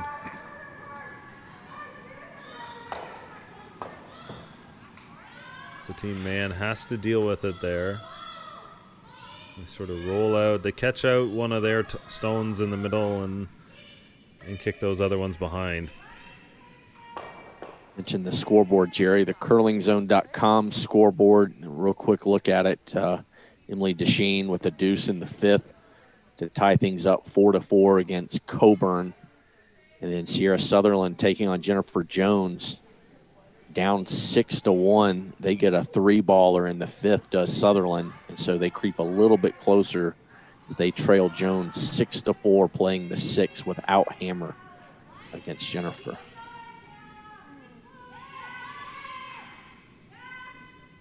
Yeah, 3 back there for Sutherland. A little bit of a confidence builder, hopefully.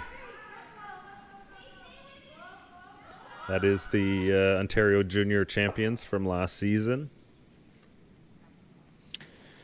The playoffs certainly far from settled. I mean, top 4 teams get in, but as you mentioned a little bit earlier, there is not an undefeated team on the women's side. So Deschene and Jones at 2-1.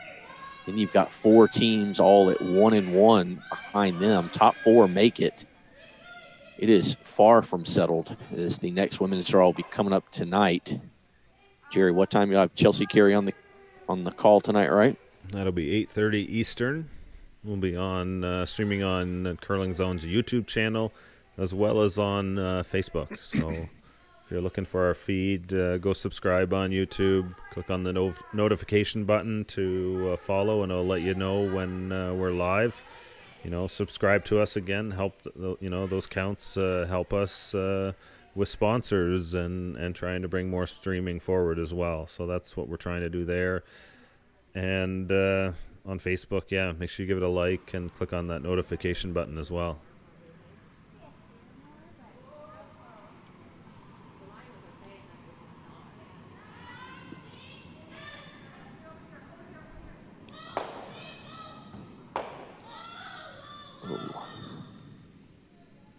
Peeling off the guard there, but jams it into the middle of the rings.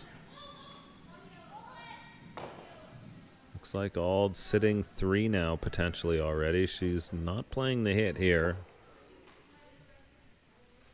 So we're going to assume that if it was between those last 2 stones for the third point, that would be yellow right now.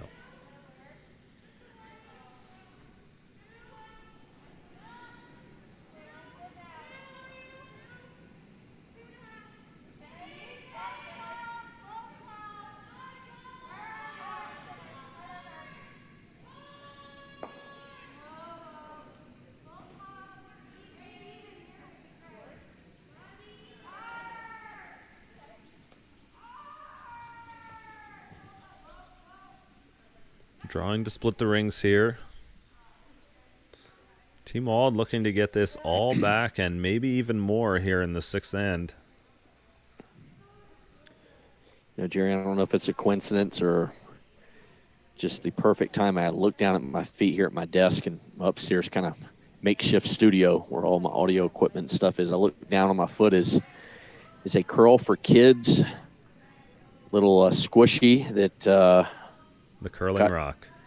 Curling Rock got in Toronto, I think it was at the Players last year, to benefit the Oakville Hospital Foundation. Yep, the Sandra Schmerler Foundation, also a benefactor of that charity event as well. Yeah, it's a neat way they do that. They allow people to put their money towards the local hospital, which is where a lot of the members are, or towards the Sandra Schmerler Foundation for people who kind of come from further away.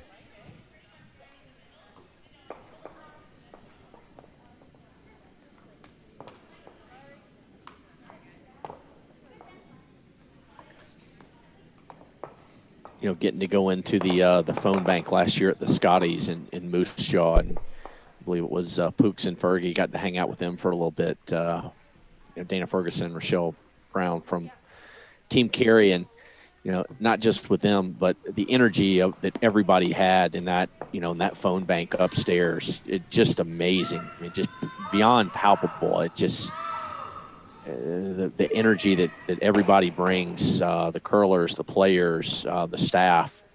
And they're a great double from Lauren Mann. Yep. Big weight, the flat roll across, and remove some of the damage here.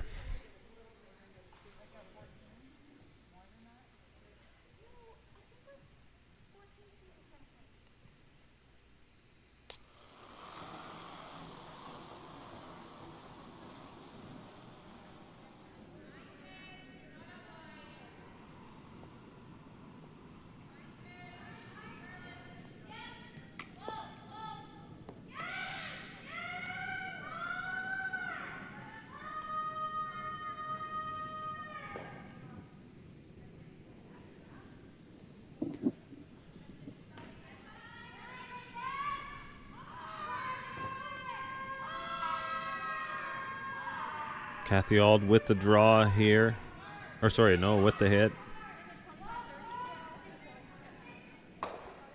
Trying to hit and stick, but only catches half the stone, loses the shooter. Unforced error there. Yep, she's just been a little off. Seems like most of the entire game today. Had a few key shots early in the game, but unable to come through. And again, right there, another example. Yeah, early season curling, you find a bit of inconsistency. Especially this season where they're, a lot of teams don't have ice at their fingertips as you might normally would, depending on what's going on with, curling clubs in your specific area. Yeah, that's certainly the case here. You look at these teams, having practice ice before playing is usually the standard. Mm-hmm. Teams get on the ice for, a week or two before they even play games often, and that is not really possible here. I know teams have had a couple of practices ahead of the Stu Sells Oakville event last weekend. I'm sure some came up again this week during the week and booked ice and got some reps in. But, they're nowhere near where they would be in a normal season. A lot of ways, probably some of the best practice that teams got was playing if they played on this ice last weekend, a la like a Jennifer Jones. Yeah, last weekend as well, the weekend before, the Cameron's Brewing mixed doubles. Thought she was going to double both those stones off there for a second.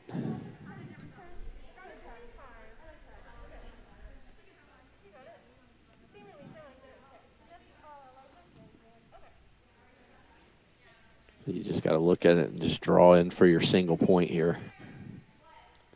Yeah, I think so. The game's still close. You're looking at inconsistency on both sides, and Cathy's been able to build some ends. Like, she's had opportunities to, get big scores. They've had misses, but that means they can do it again. Yep. Put together a good, strong steal end here. And, maybe get a steal of 1. Steal of 2 is definitely possible if you set up the stones the right way. So, if that double had to be made, you could make it. But it's a risky play, and if you give up a steal, the game's probably over. So now Cathy Auld going to draw for her single here.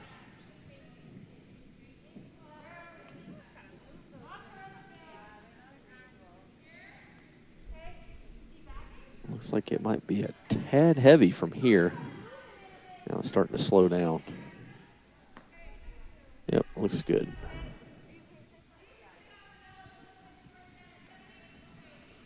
So you can put a point on the board for Team Auld. Head to the 7th end now. Team Mann will get the hammer back here at the Stu Sells Toronto Tankard. Streaming live from the KW Granite Club in Kitchener-Waterloo, Ontario.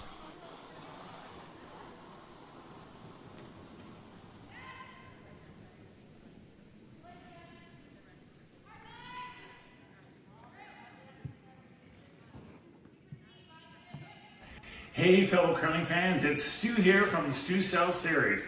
And I know that with COVID happening, curling tournaments getting canceled, curling clubs are being postponed or not opening, and you're all missing competitive curling. Well, I've got some great news. The KW Granite Curling Club has stepped up to the plate, and this weekend they're going to host the Stu Sells Oakville Tankard, and on Thanksgiving weekend they're going to host the Stu Sells Toronto Tankard. And I went out, I invested a lot of money, and I bought top-of-the-line streaming equipment. So I've got great news. We're going to bring you live competitive curling online through the StuCurls.com site and Curling Zone. So we're going to bring some great curling for you to watch. So I want you to grab your beer or your Chardonnay, grab your snacks, sit back and enjoy. But the reason for this video and the GoFundMe campaign is the live streaming is really, really expensive. And I didn't want to have you subscribe to something or pay a fee to sign up to watching curling. I want to bring curling to all the curling fans across Canada, the United States, and the world. So we're just asking everyone to go on the GoFundMe page and donate $10, $20 and help us do the live streaming for this weekend, next weekend, and if we raise more money, we can do live streaming at all other events too. So remember, stay safe out there, 6 feet apart, wash your hands, wear a mask, and go to the Stu Sells Instagram and tell me what you think about my funky new backsplash. Oh, gotta love Stu. Oh, we do love Stu, no question. Stu Sankey is as good as they come. So yeah, we been doing a bit of fundraising for the streaming. Yep. The investment Stu put in, bought a lot of the equipment, but we still have costs each weekend to cover these events. We have a team that's working behind the scenes, doing a great job here, bringing us these shots. Evan Seacombe, Steve on the camera, and Jake on switching. They're needed in order to cover these events, and we're looking ahead to 2 weeks from now. The KW Fall Classic is taking part, and we're hoping to bring streaming there, but we certainly need to raise some funds to be able to put those events on TV or on the tube here. So yeah, thanks to Stu for making that investment and putting a good chunk of sponsorship towards that this season. And you know, it brings an exciting opportunity for the future. As we get back to normal again, we can still continue to offer this great coverage. Yeah, go make sure you check out the GoFundMe link there if you'd like to donate and help out and support curling and support future streaming. As you put the link right there in the chat, GoFundMe.com, ca.gofundme.com. Please, you can support the efforts. It would be greatly appreciated by all the players, coaches, fans, everybody doing their part to try and bring games into your homes during this very unusual time. But we couldn't do it without Stu. Yeah, planting the There's seeds. certainly corporate opportunities available as well. The KW Fall Classic does not have a title sponsor currently, so you know, we can certainly make things like that available. We've got the setup here to run ads, put your product on air, and we would certainly make sure everybody knows that you were the reason that streaming happened that weekend. And you know, you would have a lot of very grateful curling fans. And one thing I've always found about curlers and curling fans is they really do a great job supporting their sponsors. Yep. And when you talk about the curling family, it's not just the players, coaches, fans. I mean, it really extends out to the, I don't want to call the sponsors outer bands because that's not true, but it extends out toward everybody that's got association with the sport, the family. And, you know, it's just such strong ties.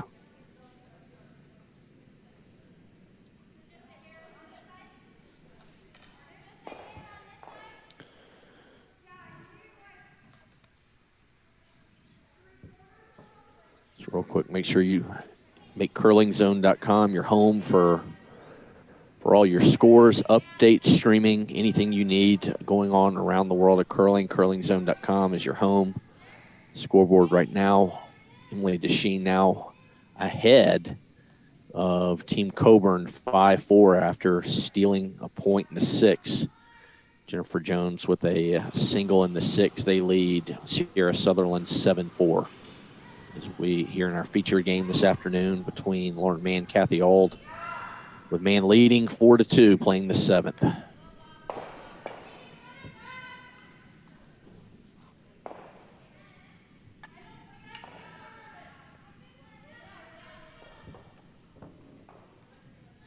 Cleans up the front there.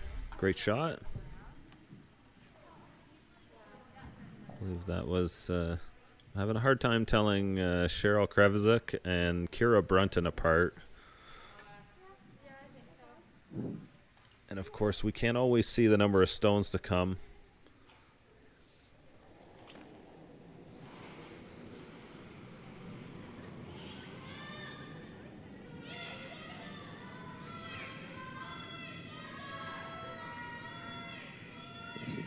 This is definitely the perfect thing I needed this afternoon, Jerry. Watch a little curling, call it with you, with the remnants of Hurricane Delta still kind of passing through and keeping my nerves in check before the baseball playoffs tomorrow. Perfect afternoon to spend with you. It's great to sit back and a little curling and a little conversation. Yep.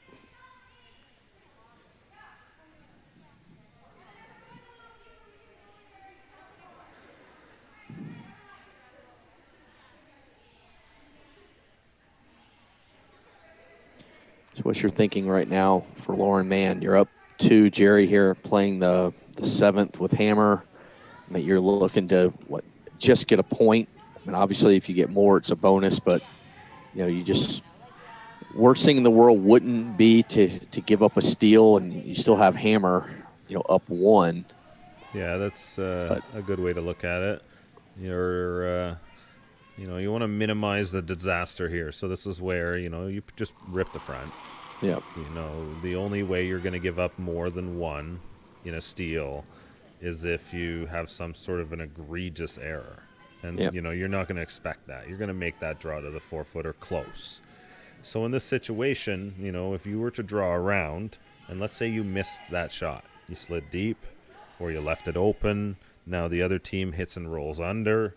Yep. Now all of a sudden that scoring area is real tight with them lying 2 in the middle, and the steal of 2 comes into play. And that's a real bad outcome here. Whereas, in this situation, the steal of 1 is an acceptable outcome. So you peel the front to make sure that the steal of 2 never happens. Yep. And so that's sort of the decision here. You wouldn't necessarily do this in a tie game. You might draw around here in a tie game because you want to put the pressure on them to try and get 2 there. So that's where the decision-making changes based on the scoreboard and everything.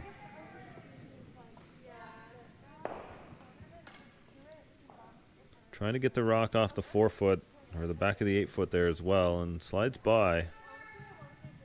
A bit of an unfortunate position, though, where they left that stone. That is a guard right now for Team Auld. And it appears that Team Auld is down a player right now, because Chrissy Cadoran threw the previous stone. This is her second here. She will have 1 more stone to come yet, too. Wonder what the situation may or may not be.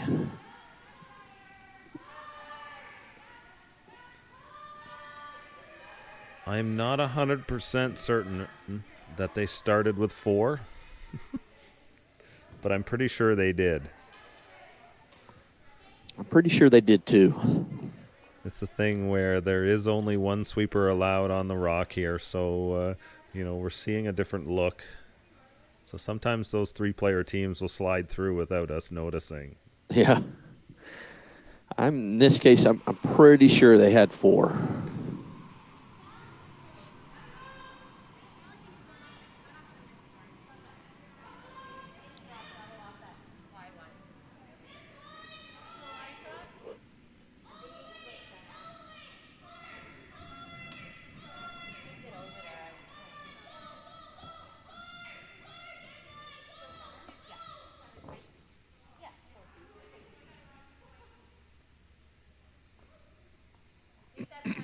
So Kira Brunton here in the hack. Karen Trines in the foreground.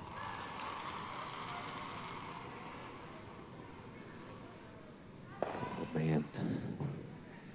Stephanie Seneker checking in. Oh, my goodness. Funniest thing I've heard all weekend. Great job on the coverage today, boys. Quote, you're all Adonises, end quote. Thanks, Steph. I really appreciate it. I want to throw a shout out to Steph and her team, actually. They've totally done some awesome work with the curler outreach program, building kind of a program to, offer some education to teams that are outside of the funded programs. And, we're seeing curlers from around the United States being a part of it. Seeing some Canadian teams part of it. I know Europe, I think the Polish women's team has been part of it as well. So, great opportunity. Some sports psychologists are speaking. I'm going to do a little talk on analytics in a couple of weeks. There's a session tonight at 7 o'clock on ice making and how, as a competitive team, what are the things you should think about from an ice maker's perspective that you want to know. So, yeah, it's some really good work there, too. I believe our friend Sean Olison is going to be with them on that one, I think, tonight, if I remember seeing that correct. Tell me, Jerry, name the movie of the quote, you're all Adonises. Please tell me you know that one. Come on, please. No. Nope, I can't get it. No, I'd have to Google this. I mean, it's an Oscar-esque film. You know it. Goon. I'm sure I've seen it. Goon. This is Goon. Oh, yeah. Okay, yeah. Thanks. That's why Stephanie, as soon as I read her quote there in the chat, just had me cracking up. Yeah, I totally blanked on that one. So that last one, hogged? Yeah, so that guard opportunity up. Yep. Again, that's been the struggle for Team Auld. One key miss in the ends where they've been building something, and now they're in a bit of trouble. Yep. So that's stone a little bit heavy, so still an exit here. Come down, try and put this draw on the tee line underneath the guard, just in front of the, if you go straight up from that yellow stone.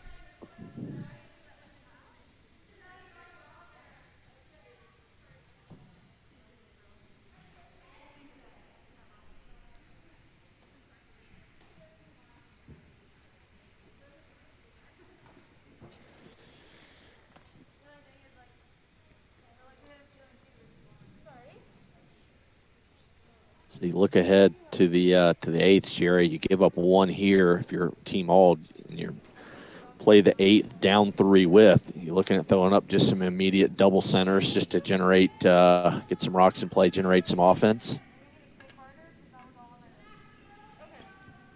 You got to try and figure out where to put something here. You need a steal if you're Team Auld. The other thing with that approach, a lot of times a good steal, aggressive attack will get you that force you also are happy with here.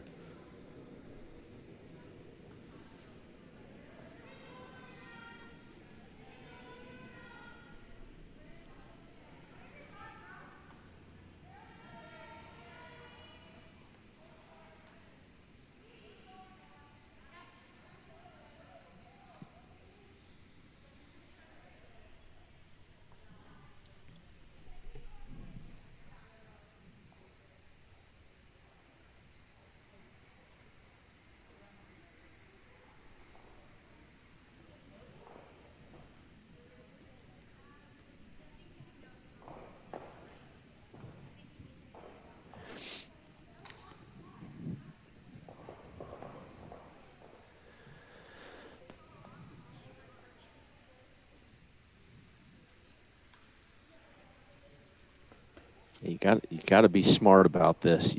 You definitely don't want to give up a steal here at all cost. Well, I wouldn't say all cost. Well, it wouldn't be any kind of risky play that potentially gives up more than one. You definitely don't want to go there.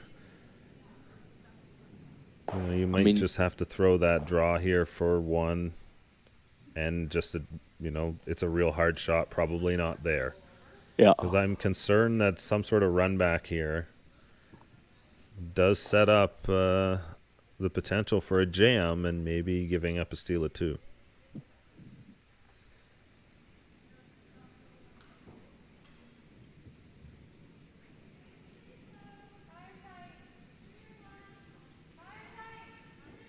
I see right, Jerry, you had Peter Stetsky on one of the calls last night. Did I read that right? No, he's been doing the Team Cooey broadcasts. Okay, all right. So Team Cooey's been doing a multi-camera setup in Alberta. Yep. This is one of the exciting things coming to the game right now. A top team putting together their own broadcast feed. They're like the Toronto Maple Leafs of curling. Or the New York Yankees with the network, with their own network. So this is exciting to see. The opportunity to see so many more of their games. Ooh. Just running straight there. Now, if you're Team Auld, now you've got a chance to really get back in this thing here. Yep. So this is the chance here. You try and lock another one in there. Try and sit 2. And make Team Mann face a tough spot.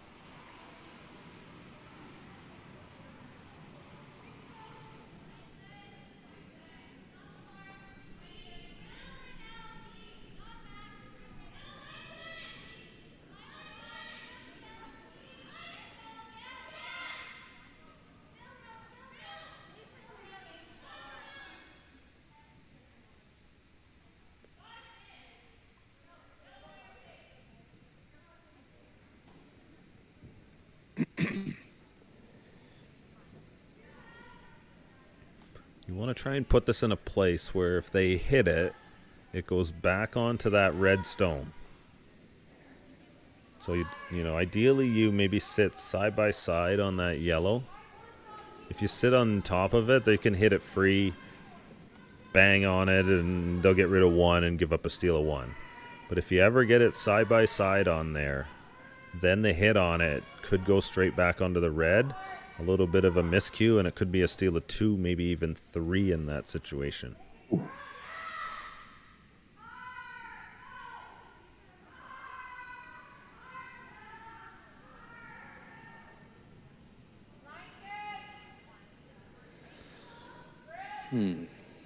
Yeah, just a little bit short there.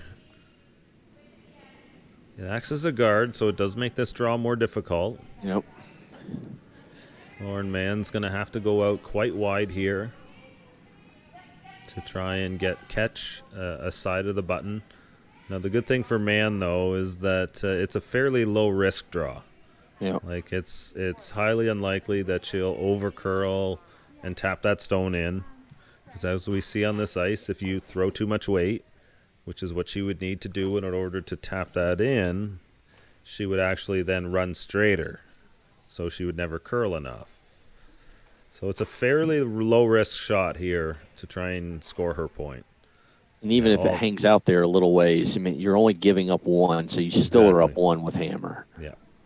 Yeah, so, coming short there does block the path a little bit, makes this a little bit of a harder shot. But a little bit of an opportunity missed there for Team Auld.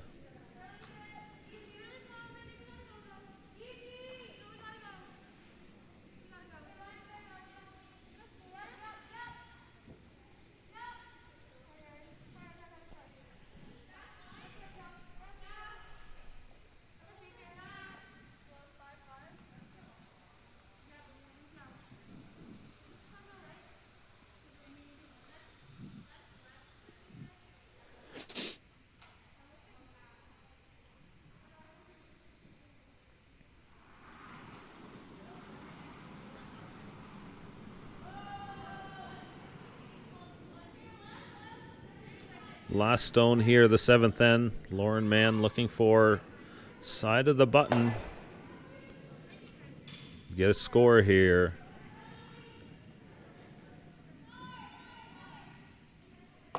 Sweeping for a line to try and get it by. Just touches. And it'll be a steal of one for Team Auld. 4-3 now, heading to the 8th end. Price Atkinson, I'd like to thank you for joining us here today for the show. I know you got to take off right now for a prior commitment. Really appreciate having you on board here. Awesome, buddy. It was fun with you this afternoon. Wish I could stick around to see the thrilling end of this one. It's going to be fun. Stick around, folks. All right, we'll be right back after these short messages.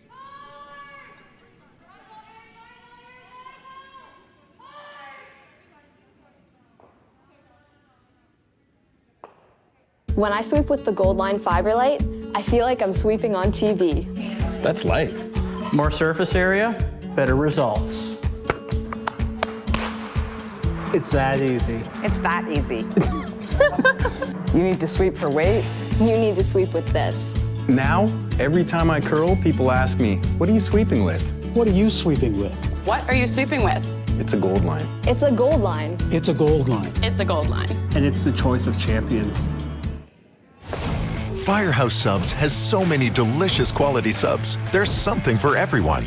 But the one that started it all more than 25 years ago was the Hook and Ladder. Piping hot and piled high with freshly sliced smoked turkey breast, honey ham, melted Monterey Jack, and loaded with the freshest toppings on a toasted roll. Try the Hook and Ladder today to find out why everyone keeps coming back again and again.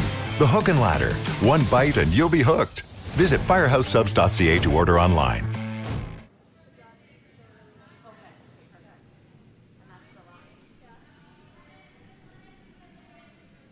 All right, back here for the 7th end, everyone. 4-3 after the steal for Team Auld.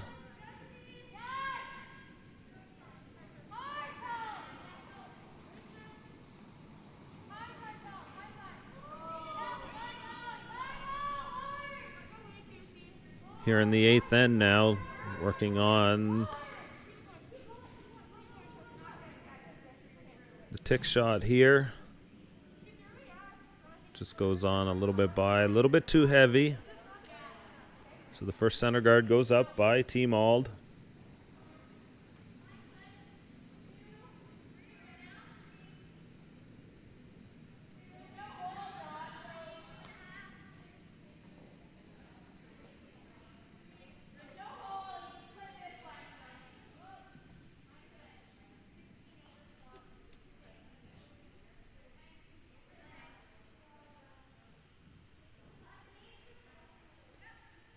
We'll be back at 5 p.m.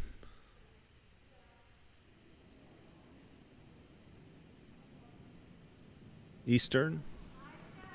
I believe we have Scott Zachary coming on board.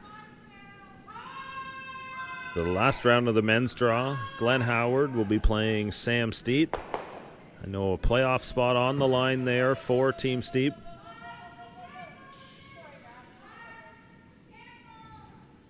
And then later on this evening, we return with Team Mann taking on Emily Deshane. Deshane defeated Jones in the opening draw on Friday night. So looking forward to seeing them again on the ice later, also playing for a playoff spot here.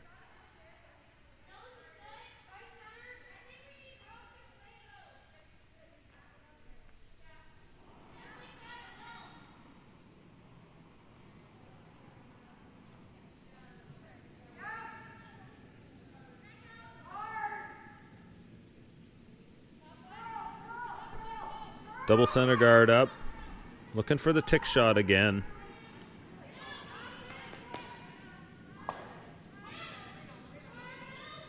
They make contact, move the one stone off the center.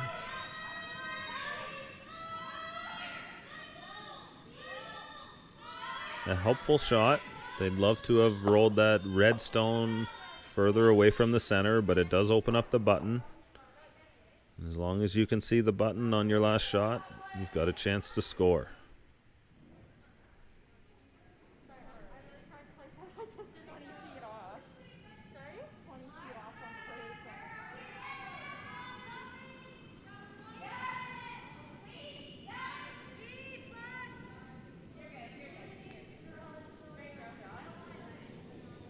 Team Auld here now looking for the draw around the center. Nice shooting, Jocelyn. Great shots. Real good.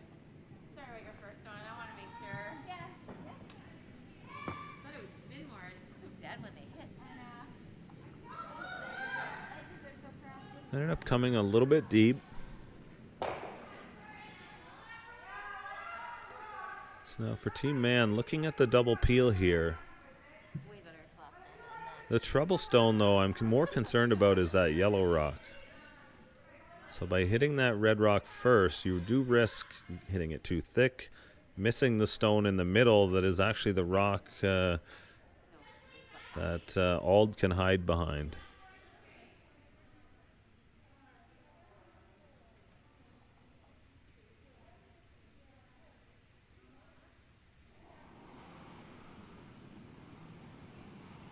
Cheryl Krevizik with the double peel attempt here. Looks close. Catches it, makes a great shot. Certainly some risk in that shot, but the reward there now, the front wide open. Great shot.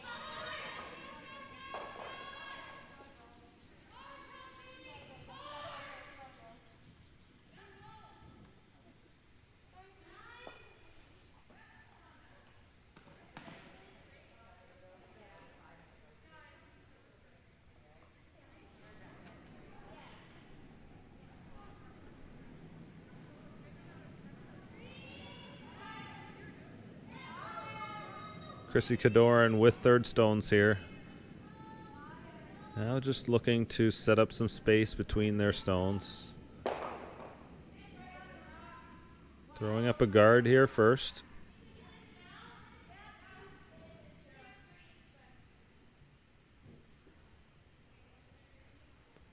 They'll throw guards. Again, it's the same situation for Team Mann here. Up one with hammer coming home.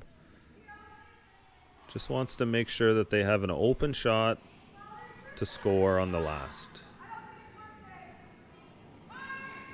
So they're going to peel the guard. Meaning you kind of know now as Team Auld, you know, you don't have to be quite so perfect on those guards. Throw a good guard. They're going to have to peel it. And then now you plan out your strategy for where you're going to put your last skip stone. Well, of course, sometimes mistakes happen.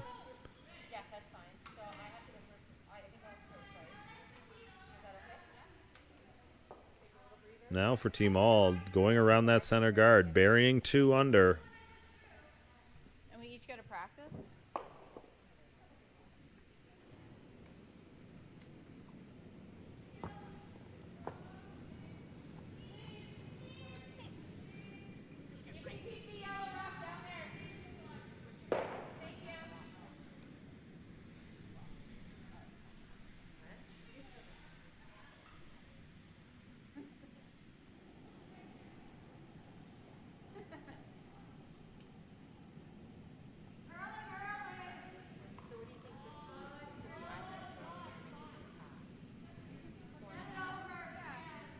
Kadoran, her second of three stones.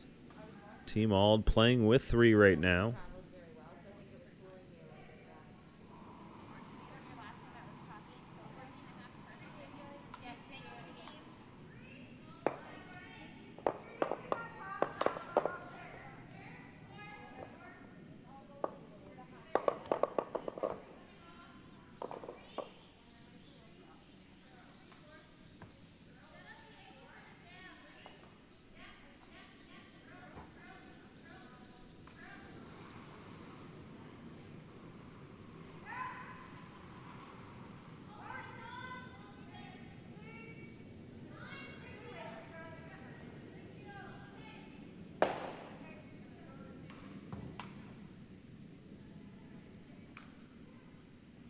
Center guard goes up. The peel now.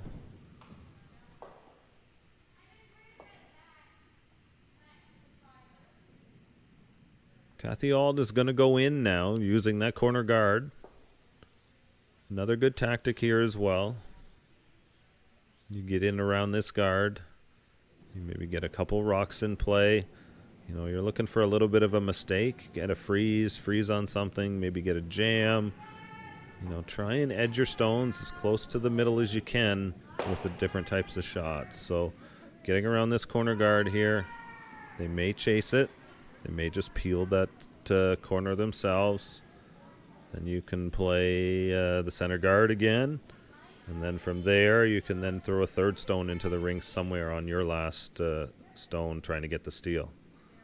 So another good stone there. That rock high enough up to be a guard.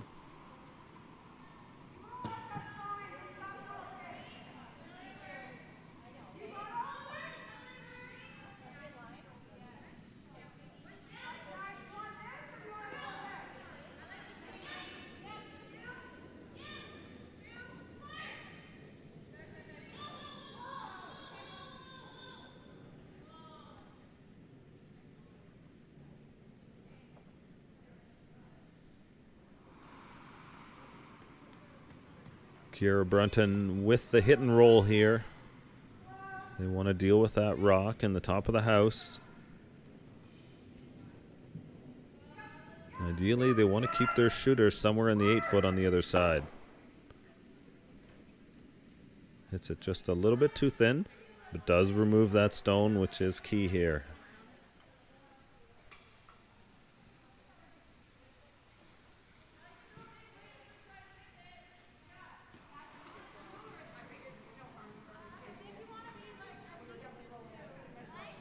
Just want to throw a shout out. Be sure to check out Team Cooey, Kevin Cooey's Facebook feed. They are putting together streaming coverage out at the McKee Homes Fall Classic in Airdrie, Alberta, covering all of their games with commentary.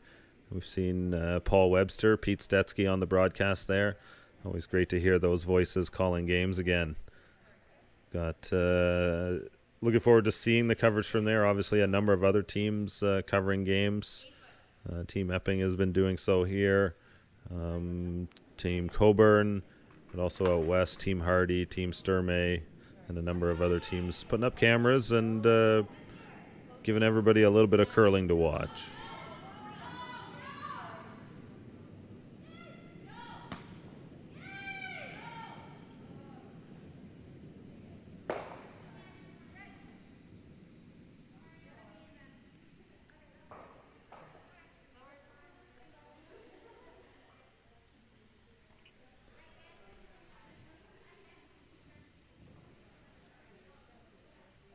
So the yellow stone in the middle there is as good as a guard for Team Auld.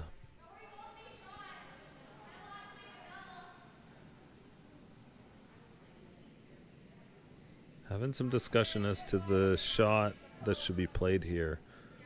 Whether you just peel it or whether you consider trying to play the run back there. Because the risk with playing the run back is that if you ever just miss it in the back and leave your shooter right around the middle there, Team Auld would be able to draw around it, and now the risk of giving up a steal at 2 is high. So scoreboard seems to dictate that just straight peeling that top stone is the ideal shot. Then if they make a shot on their next that's similar to this, you can decide whether you're comfortable with making that draw, or you can play the double in that scenario, sort of guaranteeing you get one of them and then looking to make that double to get the win.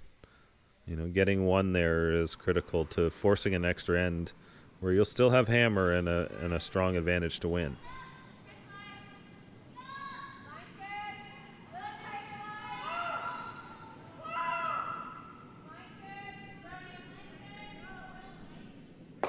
Looking for the hit and roll here. Key to that rock, though, is essentially the peel. Team Mann does not need to score here. So whether that stone counts or not is sort of irrelevant right now. Mann just needs to prevent Team Auld from counting.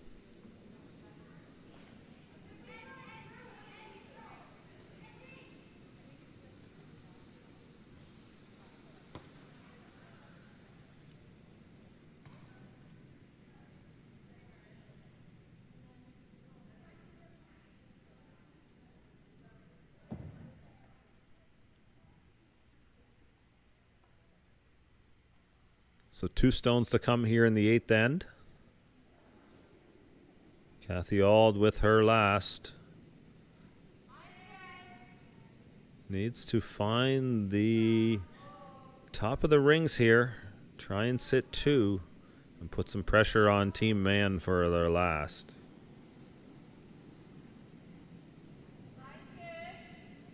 Want to keep this in front of the tee line if you can. This sliding a little deep.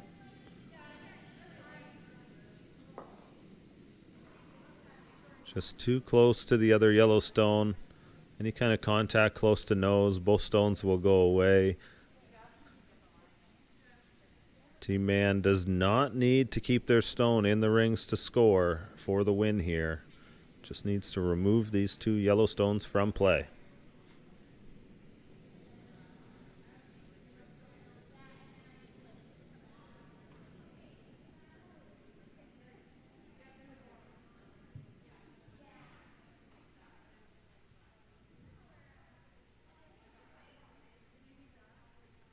Lauren Mann with Kira Brunton at 3rd, Cheryl Krevizik at 2nd, Karen Trines at lead. Looking to go to 2-1 here at the Stu Sells Toronto Tankard.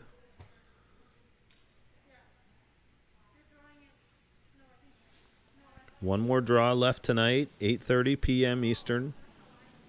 Team Mann will be back on that stream, taking on Emily Deshane. Last stone here.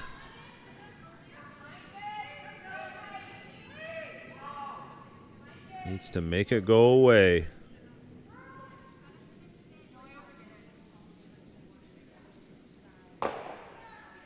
Line is good, makes the contact.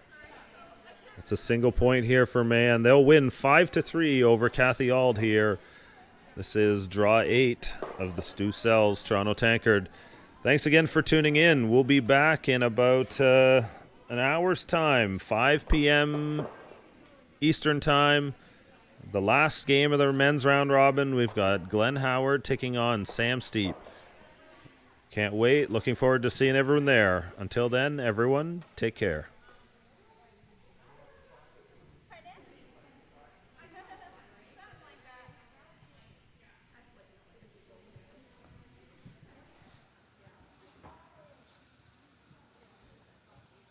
No matter what speed you're comfortable with, the G50 line has a shoe for you. That's comfortable and stylish. When it was time to get his first pair of curling shoes, we went with Goal Line.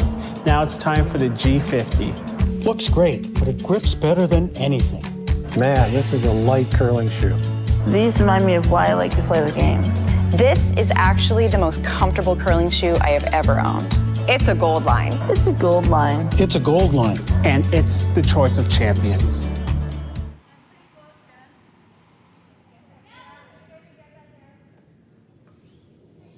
Glenn Howard here. I'm a proud beer store manager, one of 7,000 hardworking employees. There's been a lot of talk lately about putting beer in the corner stores. So let's talk about the beer store. We keep prices down with our efficient distribution system. We check IDs, keeping beer out of the hands of minors. We take back and recycle 87% of beer containers sold in Ontario. And we love what we do. I'm proud to say when it comes to selling beer, the beer store does it the best.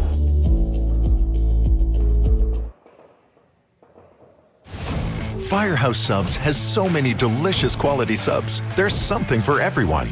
But the one that started it all more than 25 years ago was the Hook and Ladder. Piping hot and piled high with freshly sliced smoked turkey breast, honey ham, melted Monterey Jack, and loaded with the freshest toppings on a toasted roll.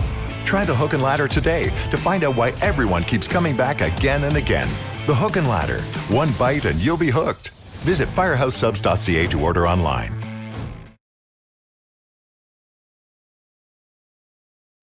Hey, fellow curling fans, it's Stu.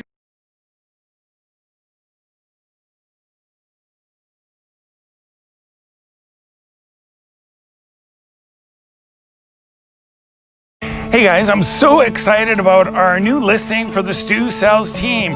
We are in our home turf, the Junction, and we are bringing this phenomenal semi to market. It's a corner lot with a huge side yard. It's got 3 bedrooms up, 1 bedroom in the basement, 2 full bathrooms, spectacular brand new hardwood floors, gorgeous kitchen, brand new two-piece on the main floor, full finished rec room. You can have a family room, home office, above grade windows, nice and bright, separate entrance at the back. This home is awesome. We also have parking in the back. But look, we're in the junction. The Sweet Potato is just right there. All the stores, funky shops in the junction. And now with Cafe TO, they've all gone out in the streets with really cool patios.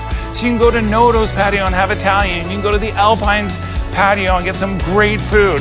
And everything's walking distance. And also, don't forget to give us a call if you want your Stu Says Slow Down sign. Stay safe and scrub your hands and support our frontline workers. So go to stusells.ca. You can see all the photos, the video, and then give me, Stu, a call and come for a personal tour.